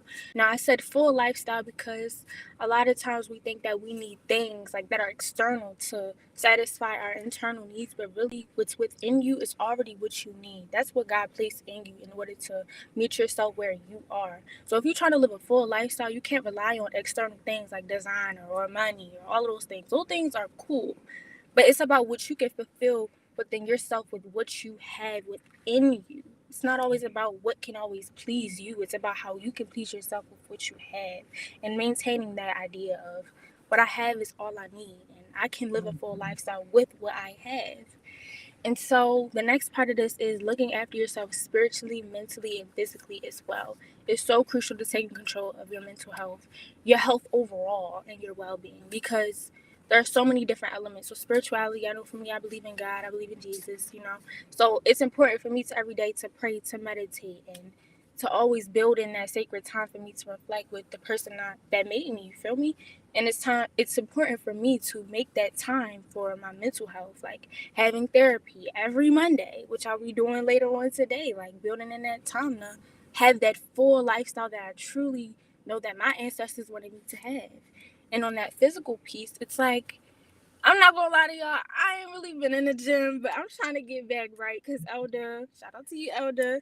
Elder really inspired me to get back in the gym. And it's so important for me to like maintain that physical piece because if your body is well, your mind is well. Like everything is so connected, and I don't think we realize that. So just maintaining that balance and taking control, like you're in control of your body. You're in control of you. No matter what is going on in the world, what's going on at home, what's going on within you, you're in control of yourself. And I think it's so powerful, the power that we have over ourselves because we don't even realize it. We just abuse it, honestly. Like I have power to go to the gym today, and I mean, I'm gonna go to the gym today. Somebody hold me accountable to that. I'm gonna go to the gym today because I want to make sure that I'm living a full lifestyle and that I'm taking care of myself. Because if I take care of me, everybody else around me is gonna be good. So, not trying to preach so early. So let's just get to the next slide. So I'm gonna be debunking some self-care myths. I know there's a lot of like a lot of confusion around self-care. So to help y'all better understand what it is and what it isn't, I got some popular myths laid out for y'all so I can, affirm y'all in this moment. So first one, self-care is all about pampering yourself. No, it's not. Self-care is literally just the act of taking care of yourself, just down to taking a bath, brushing your teeth, wiping your bottom after you do a number two. Like, that's self-care. Like, some people just do their business and don't wipe themselves, and then they walk around real funny. Like, go back and get a baby wipe and wipe yourself. Like, that is self-care. That's There's self-love. nobody that do that, yo. You're lying. You're lying. You're sorry. I had to. You're lying. It's no way. Miss Joni, I'm telling you, not Rayoji. I know some family members who literally do their business. They walk out and then you didn't use a baby wipe because baby. Poo. Just poo. No, like that's literally self-care. It doesn't have to be something like so fabulous or like fancy. It can be as simple as just waking up on time and just creating boundaries. Literally, that is self-care. It's not always like, let me kick up my feet, drink my tea, or let me go buy me some Louis V bags or da-da. No. It's about the simple things that literally add to your ability to care about yourself in a way that it meets your needs and satisfies you, not even other people, but you. Okay? So let's get into the next myth. The next self-care myth I have for y'all is that self-care is only for people with poor mental health. That's not true. Self-care is literally for everyone, and everyone should be practicing it. But it is true that people with poor mental health do sometimes need to exercise those routines and those habits to help better their mentality. And I'm one of those people, definitely. Like, once I changed up my self-care regimen and everything, I felt myself getting better, skin clearing up, okay? Literally, like, it's for everyone, and it's not just a certain group of people. And like the next line says, you're literally already doing it. So when you woke up this morning, and I pray you did brush your teeth, wash your face, took off that bonnet, did your edges a little bit, you feel me? That's literally self-care. Like, that's a basic way of practicing self-care. Literally taking care of yourself and doing what you can, again, with what you have. And like the last line says, if you're going to bed early to get a good night's sleep so you can wake up in the morning ready to get on at 10 a.m. on YouTube, that is self-care. Like, that is literally self-care, y'all. Don't beat yourself, y'all. Give yourself a pat on the back right now. Give yourself a hug for being on this call right now. Like, that is self-care. You showing up for you right now in this moment. That is self-care. So now we're going to get into the next myth that I got for y'all. That Whew. And this is when I'm gonna have to give a little more time to. Let me check my time. Okay, we doing good. We doing good because we gotta get into this one. That self-care is indulgent and selfish. I can't tell y'all how many times within the last week alone, and the week is honestly just getting started. So like that says a lot that I'm already saying week, and it's only been just Monday. Like, people literally will tell me that me doing these sessions, like I'm literally just leaving a session for Patterson with one taken. So like I have family members and people who tell me like, that's selfish that you're doing these sessions and I need your help. Baby, what can I do for you? I can't do nothing. I'm worrying about me. I'm getting my bag. I'm getting my paper straight. That's about me, and that's self-care for me. Showing up for these youth, being here, handling my business, that's self-care. But people will call it self-indulgent because I'm making money off of it. And that's a whole nother thing. People telling you that you can't make money off of your passion and that it's selfish and that you're money hungry. No, I would do this for free. The blessing is that I'm getting paid.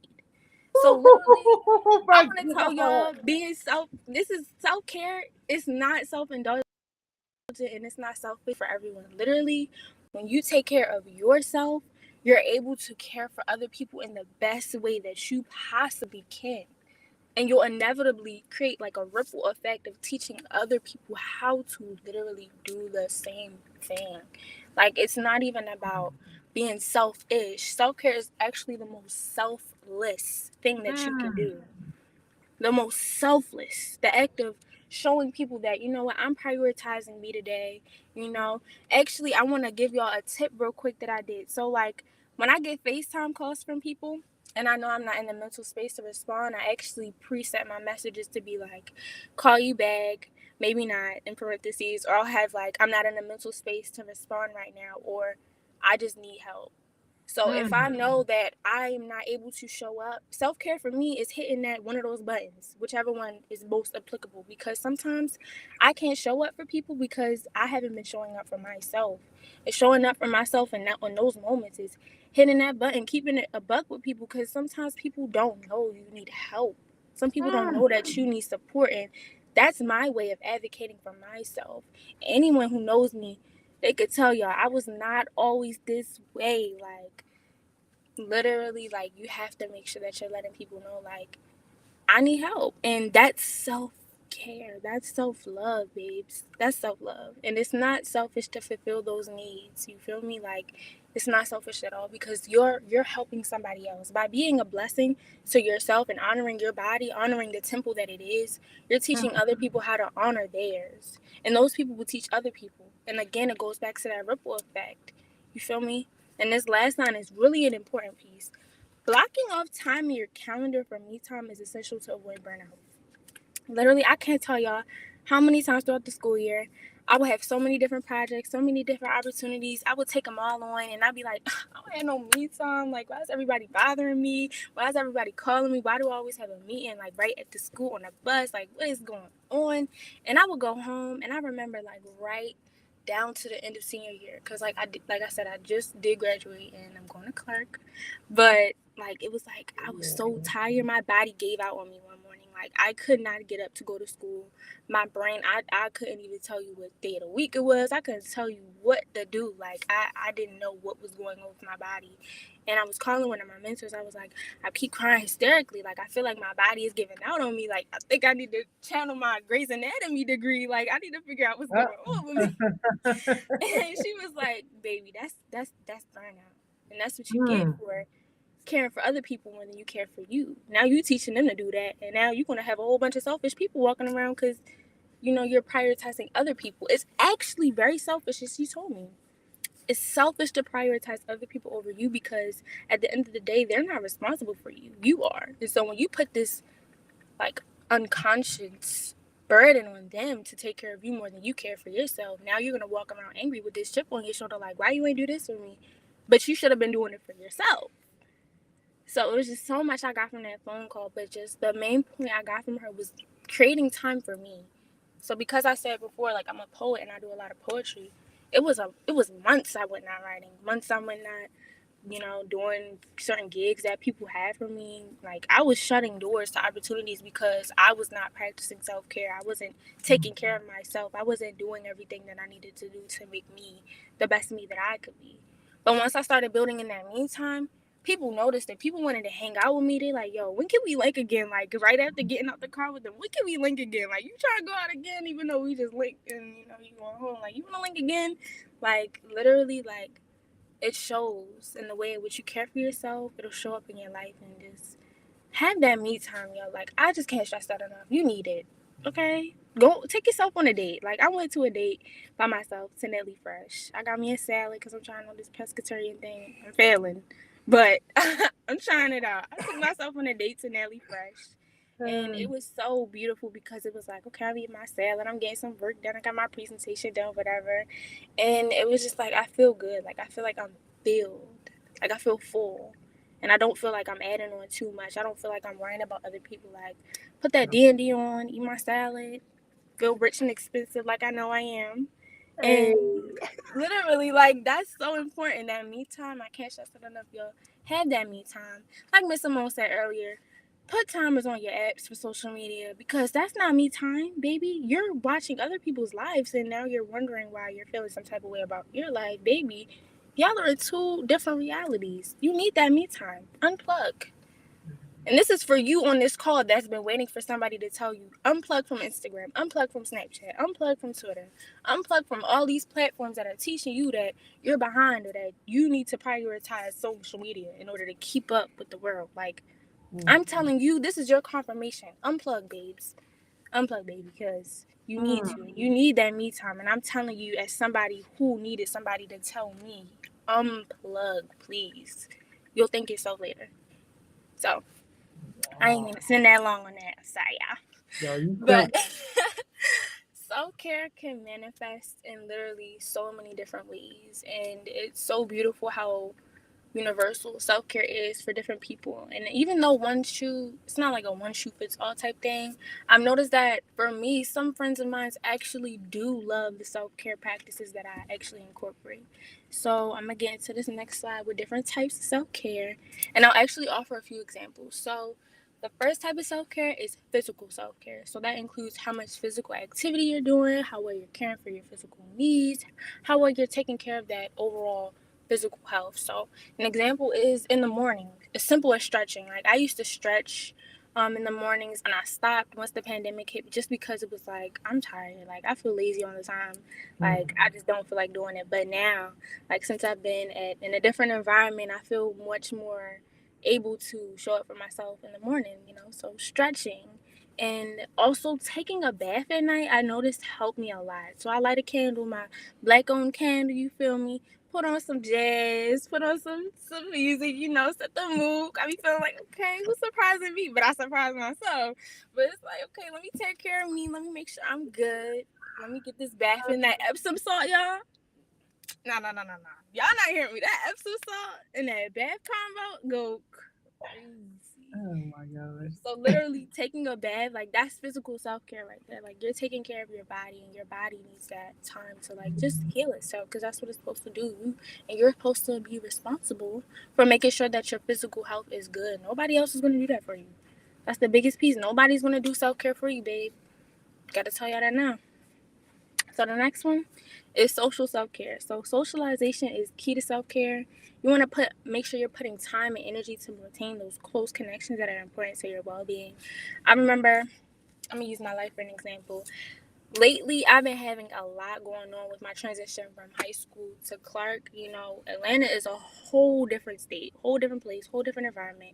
It's going to be really different for me. And so I noticed that I've been so in my head and so worried about maintaining Clark and everything that I low key was burning bridges with friends because I was prioritizing how life is going to be down there when I'm not even there yet. Like, I'm still in my present, I'm still in my gift, and I'm not maintaining those connections. And I'm just being completely transparent because I had to reach out to those people. Like, I didn't realize that me not reaching out or me keeping myself from reaching out to you was affecting our bond. I just thought you understood, like, I need this space, but you don't even know what's going on. Like, I'm so in my head, like, they'll understand, but some people won't. So social self-care is being honest with people, spending time with those people, and building those close connections, because you literally don't want to burn bridges with people who you're definitely knowing add value to your life. Like, some people do have to go, but if the people that are going don't have to, don't make them. Like, maintain those relationships and spend time with them, because that's what I'm trying to do now, trying to rebuild those relationships, trying to rebuild the relationship with myself. So that's social self-care. And also, one last piece on this, I noticed for me, when I go out because of the pandemic, I get like social anxiety a little bit, and my social battery runs really low. And so when you know your battery is running low, honor your body. Like, when it tells you it's time to go in the house, go in the house. I remember one time I had to go out with a friend, and it was like, yo, you should come to this cookout with me. I'm like, okay. So I go out, like, my mind and my body are like, go home, go home, go home. I go home, and that friend like kind of tried to peer pressure me in the stand. Tell me why they was shooting up the picnic when I left. Like, and that's another thing. Like, your intuition, listen to your body, listen to your intuition, because, baby, I was not about to get popped. Nah. Like, literally, go home, listen to your body, listen to those body cues, listen to your body, like, listen to your tempo, okay? It's so important that you do. So, moving on to the mental self-care piece, probably my favorite piece. So mental self-care involves doing things that help you stay mentally healthy and keep your mind really sharp. So one thing for me on that last line of keeping your mind sharp is, when you anchor, you think it. I just bought a planner like a few weeks ago, and I've been writing out everything. And I noticed, like, growing up, that's what my people told me. You anchor, you think it. And I've been remembering stuff much better. Because there's no reason why I'm 18 and my brain be turning to mush. Like, that's not okay. And there's no reason why my bones be feeling like I'm 60. Like, that's not okay. So, ink it, you think it. I honestly encourage y'all to buy a physical planner and write stuff down. You don't need your phone for everything. If you can write it down, I encourage you to do so. And I also encourage therapy. Now, therapy is a tricky thing, because in the Black community, I know for me, with my personal experience, a lot of people will tell you, yo, you're crazy, or like, yo, you don't need therapy. Like, if it's not a physical problem, then it isn't a real problem. That's what I was raised believing.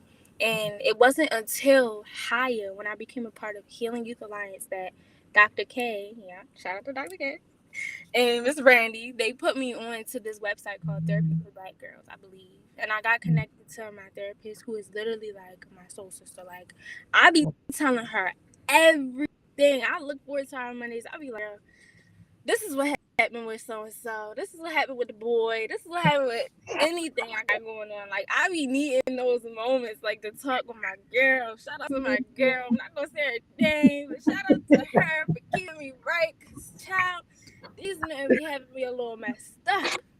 They be having your girl going through it, but we're not gonna get into that. I'm not gonna fuss. But yo, that mental piece, bro, make sure you're taking care of yourself mentally, because how you mentally take care of yourself is how you show others how to mentally take care of themselves too. So a lot of friends might need that push, like, basically, you going to therapy, dang, I got the money for it. Let me stop spending this money on these Balenci's and let me get this therapy, because these Balenci's not gonna help my depression. Okay. So, going on to the emotional self-care piece.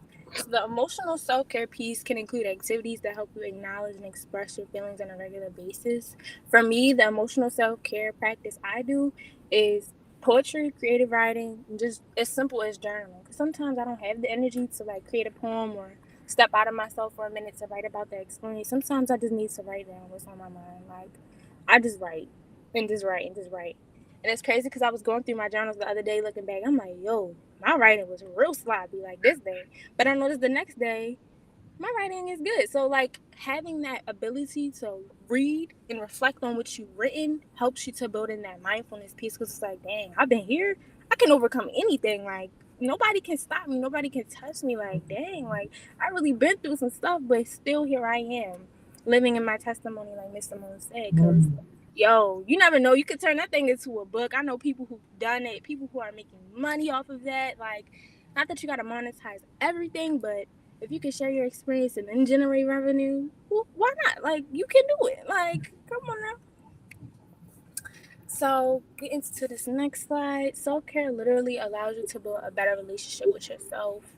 I think that's what this whole presentation is really about, like how to take care of yourself, building in those habits to inevitably build a better relationship with yourself, because the relationship which you have that you have with yourself, the relationship that you have for yourself will absolutely set the tone for the relationships you will have following.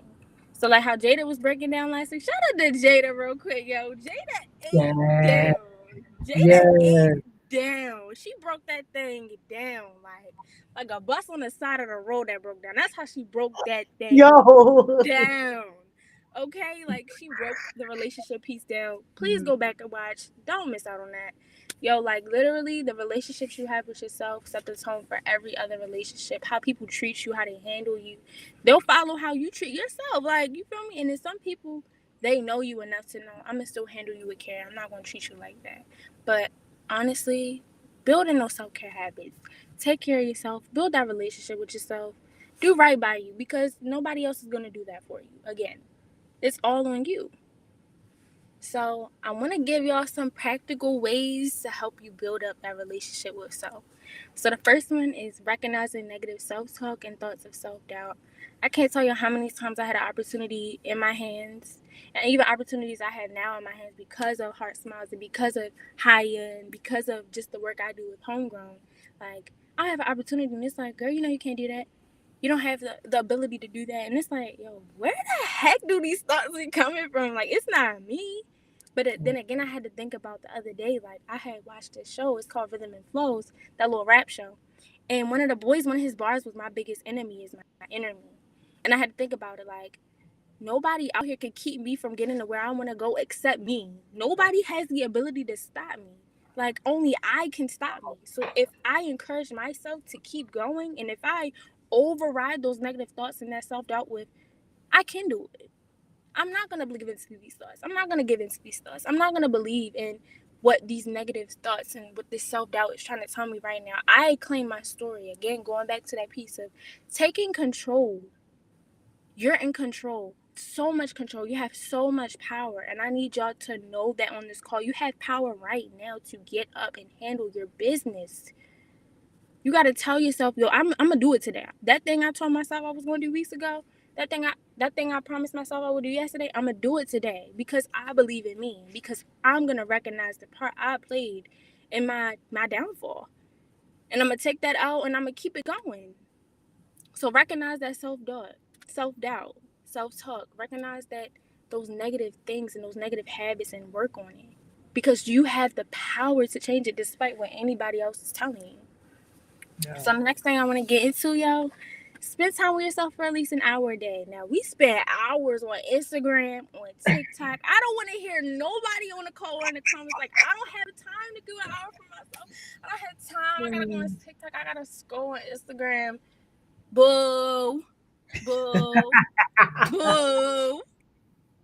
After the day, I need y'all, even if it's taking a nap. How many of us need a nap? Like, come on. I can't see the comments, but I know some of us need a nap. Today was long.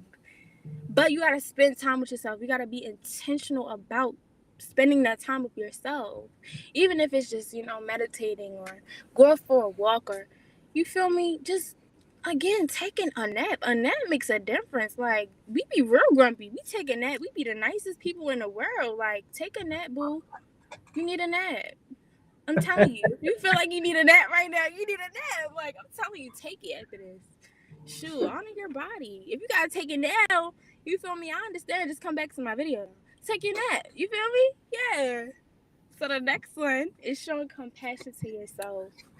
Um, so I guess I could use my example from Patterson. So I just got out of an amazing session with One Taking Soul, and I noticed throughout the session I was critiquing myself really badly for not hitting on points that maybe One Taker Soul hit on. Like I'm like, yo, like why didn't I think of that? Why didn't I say that? Or why didn't I say what I thought, what I was thinking when I wanted to, but I didn't? Cause I don't know, like that self doubt piece, and I'm just being real with y'all. And I walking back to the car, one take was like, yo, we did that today. Like, we did that, yo. We killed that. The energy, the dynamics, like, we killed that. And I'm like, yo, let me show some compassion to myself because we really did eat down. And right after I texted Miss Johnny, like, Miss Johnny, we ate down that session today. Like, yo, we ate that down. Despite what was said or unsaid, we ate down. And the point was that the kids, they felt the energy. They felt the love. They felt the vibes. And that's what it's all about. So showing that compassion to myself after all the negative thoughts and self-doubt that I had in my head, like, I did good today, you feel me? And if you got to tell yourself that right now, tell yourself, I did good today. Tell yourself, I am enough. Tell yourself that I maybe didn't do the chores yesterday and I might get fussed out, but you know what? I'm going to make up for it today because today is what you have. You have the present. Again, the present is a gift. Use it. So take advantage and show compassion to yourself in the process because this life stuff is not easy. We give so much compassion to other people and so many other celebrities or whoever, and we don't nearly give half of that to ourselves. And that's a problem. Give that compassion to yourself. You deserve it. Nobody told you today. I want to tell you, you deserve compassion. You deserve a break. You deserve love. You deserve peace. You deserve all good things. Don't let no experience, don't let nobody, don't let no app, no icon on the iPhone tell you that you don't deserve to show compassion to yourself. Because you do. You do. So we're going to get into this next point. Listen to your body again. Like, your body is your temple, and I can't emphasize that enough. What you put into it, how you treat it, it will show in the way you show up in life. So listen to your body. Listen to your temple. Take care of it. Drink your water. Did you drink your water today? Miss Joni, did you drink your water today? Alrighty. Come on now. I drink water throughout the day. I Period. get my French too, but I drink water throughout the day. Period. Listen, me and Big Tony drink our water today. Some of y'all woke up, got some brisk and hot Cheetos, open up y'all laptop. Yo, drink you some water. Some water. Listen to your body. Take care of your body. Your body is honestly, if not the most valuable thing you have. Take care of it. Next point. Find the things that bring you joy. You know that dancing bring you joy? Dance, boo. You know that music bring you joy? Play your music. Plug in your ears. Lock in. Do what you gotta do. If you know that you enjoy writing poetry or you enjoy riding your bike or maybe you used to enjoy things you used to do as a kid but stopped doing, do those things again. Like, there's no reason why joy isn't your birthright, why joy isn't something that you can't still attain. Don't let none of this social media stuff fool you. Joy is possible and it looks different for everybody. What brings joy to one person may not bring joy to you. You feel me? It's a reason why, like, you going on Instagram looking at people be happy unboxing Balenci's, you buy them and you feel miserable. Baby, you know you don't have the money to pay for that. You know you just use Afterpay. You don't even have it. So find the things that bring you joy. Go to H&M, buy that graphic tee. Go to Rainbow, boo.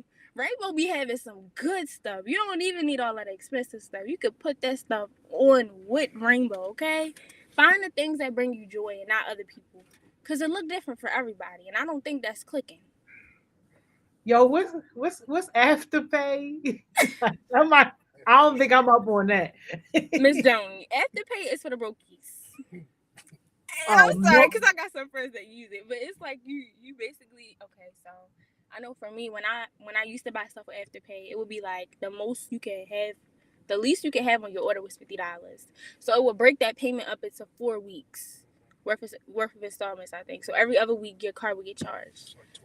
Yeah. So like, Oh, okay. All you right. know you don't have it. So don't even stress yourself. Like, you know, next week after you bought this shoe, the week after next, you're gonna have to have that 200 something for them Balenci's in your account. You know you're not gonna have it because that DD not gonna hit when you need it to. So Find the things that actually bring you joy that are affordable. Yo, That I'm are dead. affordable. Like, don't do that to yourself. Now you got Balenciaga on in your pockets. Celeste said, don't do that to me. I be using it. Like, come on. Oh my God. Oh, Lord. All right. Like I said, I think I said it before. Yeah, stretch in the morning and go for walks. Like, do things that are literally practical and don't cost you money. I know some people can't afford Planet Fitness or whatever the other platforms is. But honestly, no. This summer, I found out just the other day, Planet Fitness is having like a free pass for youth this summer. Find a Planet Fitness near you. If you've been struggling with paying for that membership, get that membership this summer. It's free. I got my pass, so go get yours. This ain't no free promo for Planet Fitness, so I'm gonna need my check back. Listen, it's resources out here, opportunities out here to take care of your body in a way that's affordable and practical. So use them. You need to build in the time and intentionality to go and look for them. You feel me? Second to last point, please do not judge yourself. Like I said before, your biggest enemy is your inner. My biggest enemy is my inner me. I judge myself more than other people judge me. And I need to work on that. Because 9 times out of 10, people not even worried about me. They just looking at me like, dang, you doing your thing. And you in your head whole time like, dang, they judging me. Look at the way they looking at me. Whole time they admiring your greatness. Come on now. Not gonna lie, sometimes people do be really hating and do be judging. You can feel that. But sometimes it just be you in your head telling people, are they thinking about that mess up? Are they thinking about that typo on that email? They don't think I'm great no more. Oh, man, like, nah, you're still just as great. We're human. We make mistakes. So give yourself some grace. Give yourself the most grace because you need that.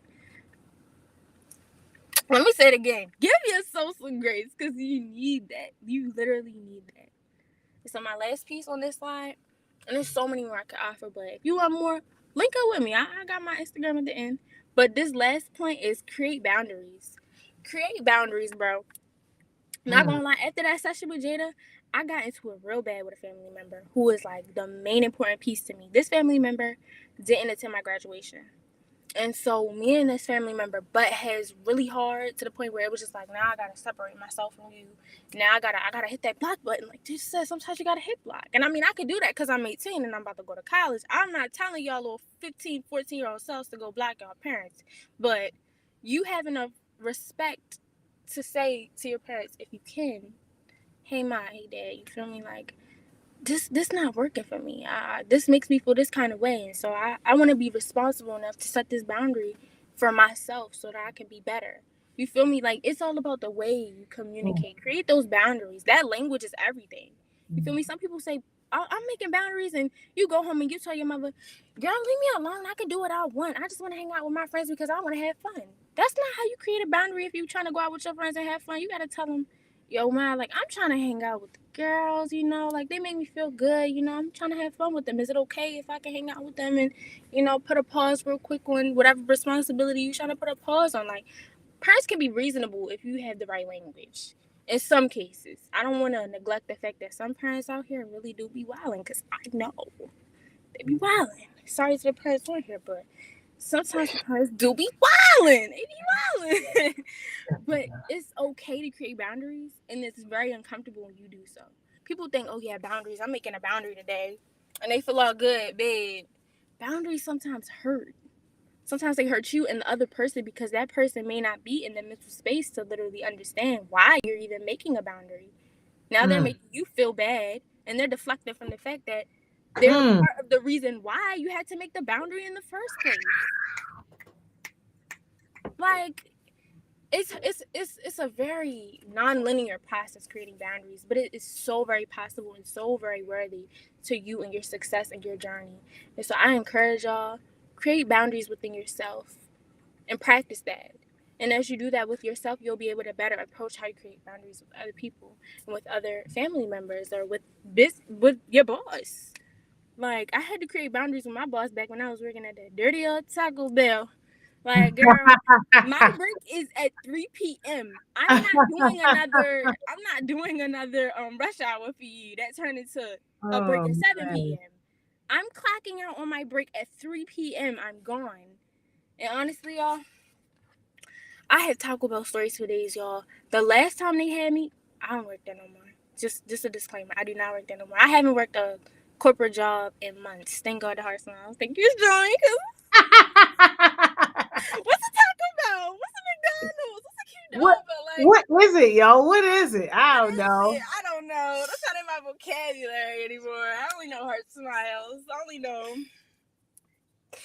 But literally, y'all, the last time I was working at Taco Bell, my break was at what, 2 p.m.? I didn't go on break until like 8 p.m. because it was such a bad rush, and they were understaffed, and like no food was made, no food was prepped, nothing. I was like, you know what, bruh? I'm gone. Like, I clocked out and left, and I told myself I will never ever put myself through this again. I haven't worked a corporate job since. Like, I took a chance on myself. I created that boundary. It wasn't respected, and I had to override that other person's seemingly unmovable boundary that they felt like, no, I need workers. You're going to stay on the clock. No, I'm gone. Send me my check. Thank you. And that's all. Like, that's all. So take a chance on yourself, because creating boundaries creates opportunities. And let me say that again. Creating boundaries creates opportunities. I've created boundaries for myself, with friends, with family, with people that I do partnerships with, and I've noticed that abundance has been flowing like consistently. And it's because boundaries. And sometimes I don't do the best at upholding them. But that's on me though. And so when I take accountability and I acknowledge that, I'm able to keep it pushing, like, yo, it's time to get back on the grind. It's time to take this L, wear it like a fashion trend, and keep it going. Show people that I'm not afraid to embrace my mistakes. I'm not afraid to embrace the fact that I fumbled. You feel me? But I'm back, and I'm coming harder than ever. Like, create those boundaries, because they create opportunities, not only for you, not only for the people around you, but for the people to come. And honoring your ancestors in the process, because you're doing this for you, your ancestors who fought for you to get here, and for the people to come, your lineage, because you're building that legacy. I don't think we understand that. Like, you're building your legacy. Like, you're a representation, you're a reflection of everything you are to become, and the people that are in your life currently. You want to make sure that you have the best reflection possible, and you're able to do that. Oh wow. Looks like we're at the last slide. Yo, I loved chopping it up with y'all. Oh my gosh. Yo, this is honestly really fun. I think I ended a little early, but if I did, it's cool. But honestly, y'all, I'm so grateful to be here with y'all. This is fun, Miss Joni. I gotta do it again. I'm gonna come back. You definitely killed that. Oh my God, I love y'all so much. Yes, Cam, me and Cam presenting Friday. We're eat down another easy bag. Yo, for real? Yeah, we doing something at this summer camp for kids. We doing stuff on peer pressure, boundaries, picking your friends, teaching the kiddies, because you never too young. I love it. Never too young. But yeah, I love y'all so much, and I don't know what do we got time for a question or two? Do we got time for a We need your jewel. I mean, you might can answer 2 quick questions, like really quick, but not really by the time we get your jewel in there. Yeah, man. I see the love. Oh, y'all so dope. Okay. Well, I'm gonna just leave y'all with a jewel. Let me think. I'm gonna say just take care. Take care and know that that's the highest form of self-love and self-care possible, and that it's not selfish. Like, you're doing everything for you to be better, and that's never selfish. Anybody making you feel that, boo. Yeah. They're obviously not on the same mindset as you. So take care unapologetically, okay? Let's go. Great job, y'all. This was amazing, y'all. You did that straight off of another set. I'm still tripping off of that. It's like going to work back to back, yo. Like, you just did the session at the school. Shout out Patterson High. Right. Shout out One Take. Shout out One Take, your partner at Patterson High. And then you did this. Like, yo, I love it, yo. I love it. You know I love you, Miss Joni. Anything for you. And I know, real quick, y'all take advantage of this opportunity. Heart Smiles So many people in Baltimore do not have this opportunity. People in Philly don't have this opportunity. Heart Smiles gave me opportunities of a lifetime. Literally, like, y'all need to understand, like, after this summer, don't let it stop. Keep that connection going, because you'll be like me, going to Clark Atlanta, having internships already in Atlanta, like having opportunities to get out of that city. Y'all are here because you're destined to be. Take advantage of the opportunity. Nobody's telling you to play around, play games. Take advantage, get that bag, leave, have an impact. Let's go. Let's go. Thank you, Charity. This was beautiful, yo. I know at least two people heard you, yo. At least two people heard you, yo. At least two. I need 10. We ain't gonna have to, yo. I promise you. You gonna have to. Yo, listen. You see somebody with one of them on, Oh, I need you know one. they official. Miss Johnny, I didn't even get mine yet. I got you. Don't even worry. I got you. I got you. I got you, yo. I got you. I love y'all. I love you, Miss Joni. Bye, Love you y'all. more. See you. Great job. Y'all, didn't I tell y'all she was gonna bring the heat? And yo, did y'all hear at the top of the conversation when she was talking about how she was doing it back to back, and she was all like, yo, like, I would do this for free, but it's a blessing to get the bag with it. Sheesh. Come on now. Come on now. It don't get no better than that. Yo, Kiara, I promised you that I would stay on for a few minutes and ask some questions. I'm definitely going to do that. But we are officially dismissed, y'all. We had a great day, yo. For everybody that's jumping off right now, I hope y'all had a great day at work. Yo, we are looking forward to having an amazing week, yo. Y'all already know what I'm going to tell y'all.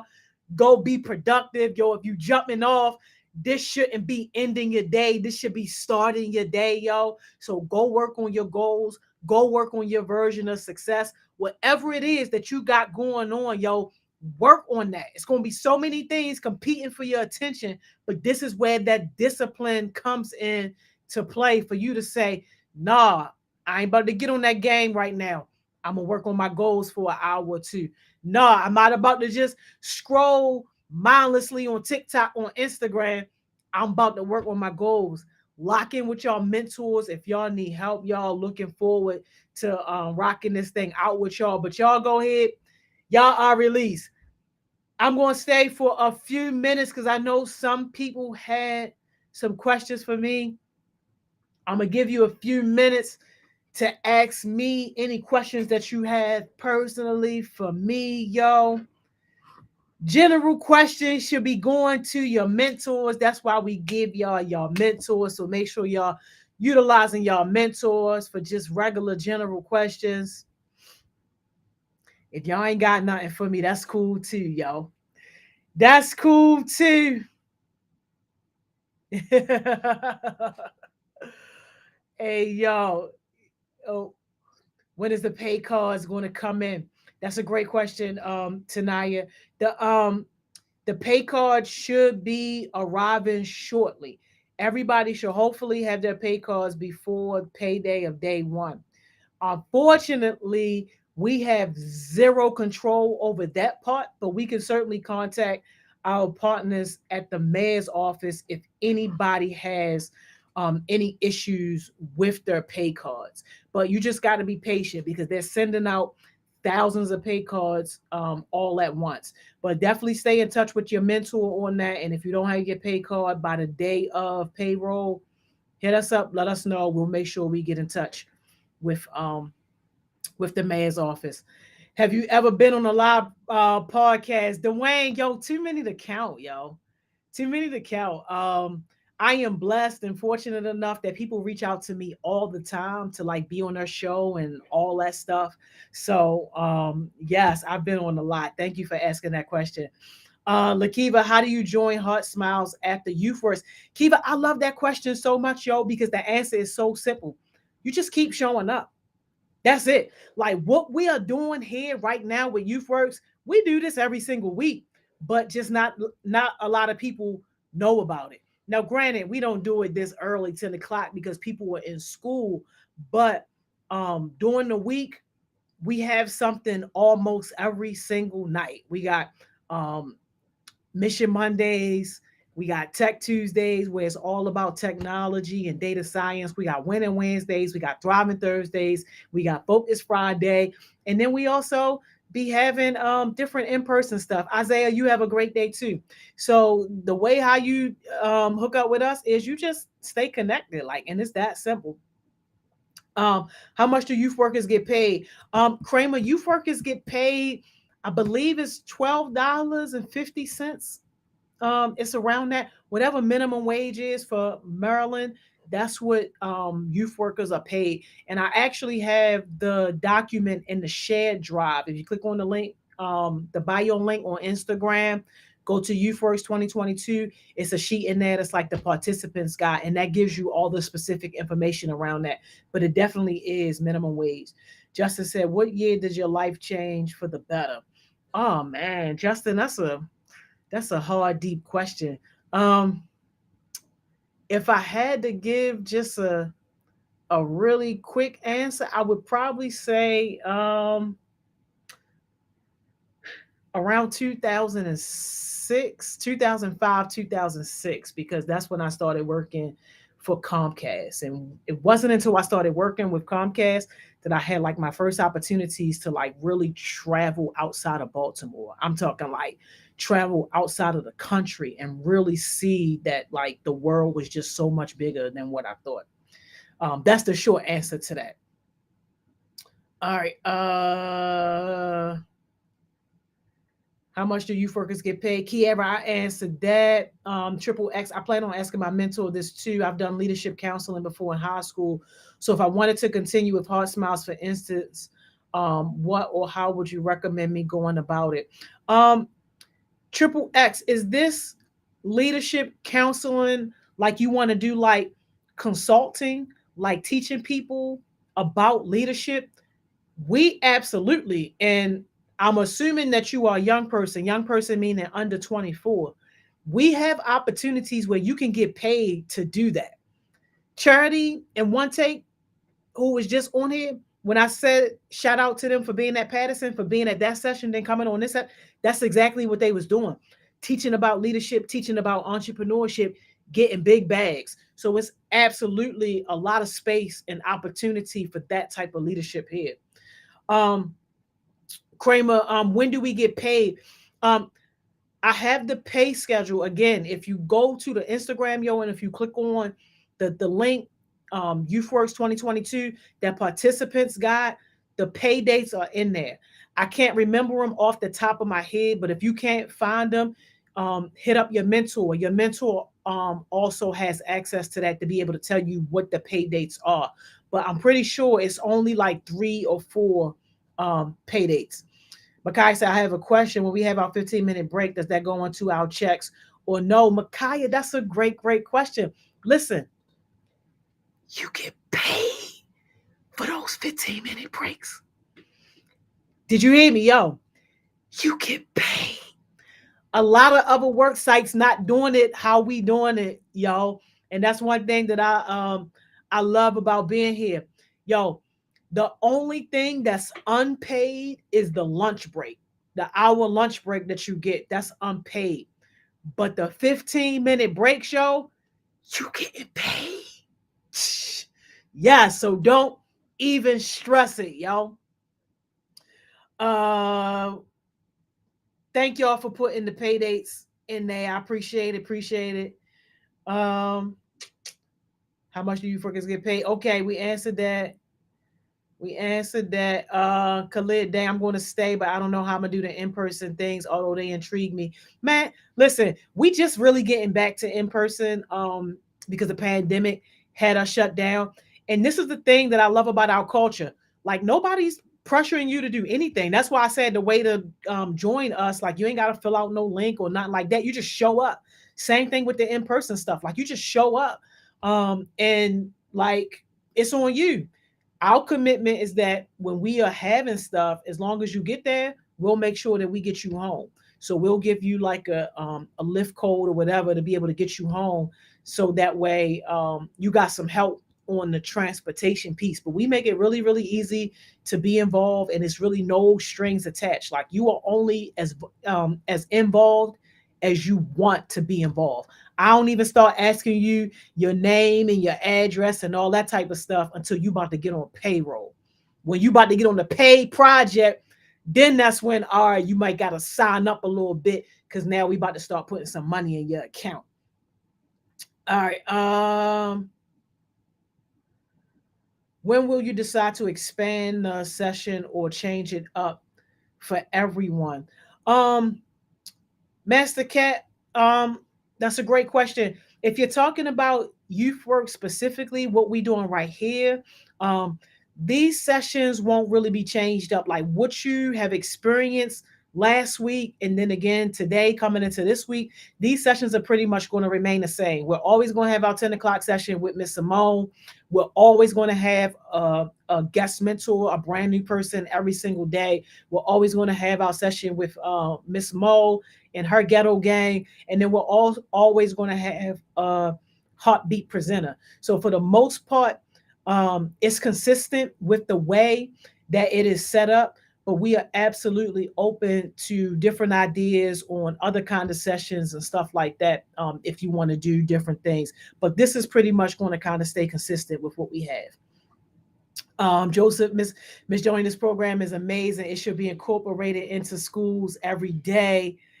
Miss Beatles, grandparent. Hey, I love it so much. Thank you so much for that comment. And I appreciate that so much. Listen, y'all got an opportunity. Like anybody that's connected to schools, beat down them principals, beat down them administrators, beat down them community coordinators. Tell them that you want heart smiles in your school. They can make it happen. And you know what I love so much about what we do is that when we are in your school, right? Let's just say you are one of our presenters. Not only are you in school doing your thing, getting your education and all that, but you also are getting paid to facilitate those heart smiles sessions as part of our team. So it's a win-win opportunity. I love it when we get into a new school because every time we get into a new school, that means I get to pay more young people to be on deck teaching for us. So it's a win-win. Thank you so much for that. Kiera, okay, so my time sheet says that I should get paid for 2 weeks, but it's saying only 20 hours. Yes, whatever the default situation is for your timesheet, that's what everybody's going to get paid for. The only time you ain't got to worry about your money being right on your timesheet is if you skipping out on sessions or you skipping out on your Friday meetings, you're not communicating with your mentor. Other than that, our goal is to pay everybody their full amount. We don't want anybody to have a short check. So as long as you're showing up the way you need to show up, you ain't got to worry about your money being short. Point blank, period. You're going to have every single coin. I've been there. I just fell off a little bit. I'm back. All right, Kiva. All right, we're going to see. We're going to see. Khalid said, I'm going to be here even after the summer. Okay, y'all. Okay, because some of y'all be lying to me, but okay. Santa said, what's your favorite part about your job? Yo, hands down, my favorite part is being able to help young people grow, to help them elevate beyond what they thought was possible. Hands down, that's my favorite part. Is Heart Smile, Marquis said, is Heart Smiles going to send the payday throughout email? No, that's a great question, Marquise, but no, we're not going to send it through your email. The link in the bio, the YouthWorks 2022, all the information that we are going to give to you guys is going to be right there. If we got to email you or text you or call you or something like that, that's going to come from your mentors. It won't come from us directly. They honestly should put this in schools. Thank you, Antoine. Kiara said Heart Smiles need to go global. Hey, listen, I'm claiming that. I'm claiming that. All right. All right, y'all. I thought it was 20 hours. Yeah, it is 20 hours, y'all. But remember, YouthWorks is treating this like a corporate situation. When you first start a corporate job, your first check is never a full pay period. Your first check is always half of that full pay period because no matter where or how you start, you either starting on the pay period or you starting when the pay period close. So anytime you start a job, that first check is always going to look short, but it's not really short. The thing is, you're getting paid for that first week before they cut payroll off. So everybody's gonna get their 4 hours. You ain't even got to stress that. But we've only worked 1 week so far. So you're getting paid for that 1 week. And then that next check, starting with that second check, you should see your full hours there. So I hope that makes sense. Heart smiles need more attention. Thank you, Anaya. Listen, we think so too. Help us out, yo. I had problems meet with my mentors Friday. I couldn't join the Zoom. I was typing in the Zoom link password. It wasn't working. That's okay, Khalil. As long as you manage to get in touch with your mentors to let them know that you were having issues. We realized that it was the first time for a lot of people. So just make sure that you got in touch with them and you good from there. So don't even worry about it, yo. All right. All right. I think I got all my questions, y'all. We actually right at 3, y'all. Uh yo, this is amazing. This is amazing. Yo, thank y'all so much for these amazing questions. Thank y'all so much for just being engaged and for your time and for your attention. And like, yo, thank y'all for being summer heartbeats. And when you go around the city and tell people that you a heartbeat, yo, that means something in certain spaces. When you anywhere in the mayor's office or any branch of government in this city, you tell them you a heartbeat, yo, that means something. You already got one foot in the door. So y'all already know what I'm about to say, y'all. Go be productive. Kenya said, mine didn't hit me back. Kenya, who's your mentor, yo? Get connected. We'll make sure that your mentor hits you back, yo. Go be productive, yo. Go work on your goals. Go work on your version of success. Don't worry about all the resources you don't have. Don't worry about all the money you don't have. Start where you are with what you have, yo. And then you just do it from there, yo. It ain't no such thing as microwave success, yo. If you really want it, you got to get out here and work for it every single day. So y'all enjoy the rest of y'all day, yo. And I'm going to see y'all tomorrow, 10 a.m. Y'all already know we right here. I'm out of here, y'all.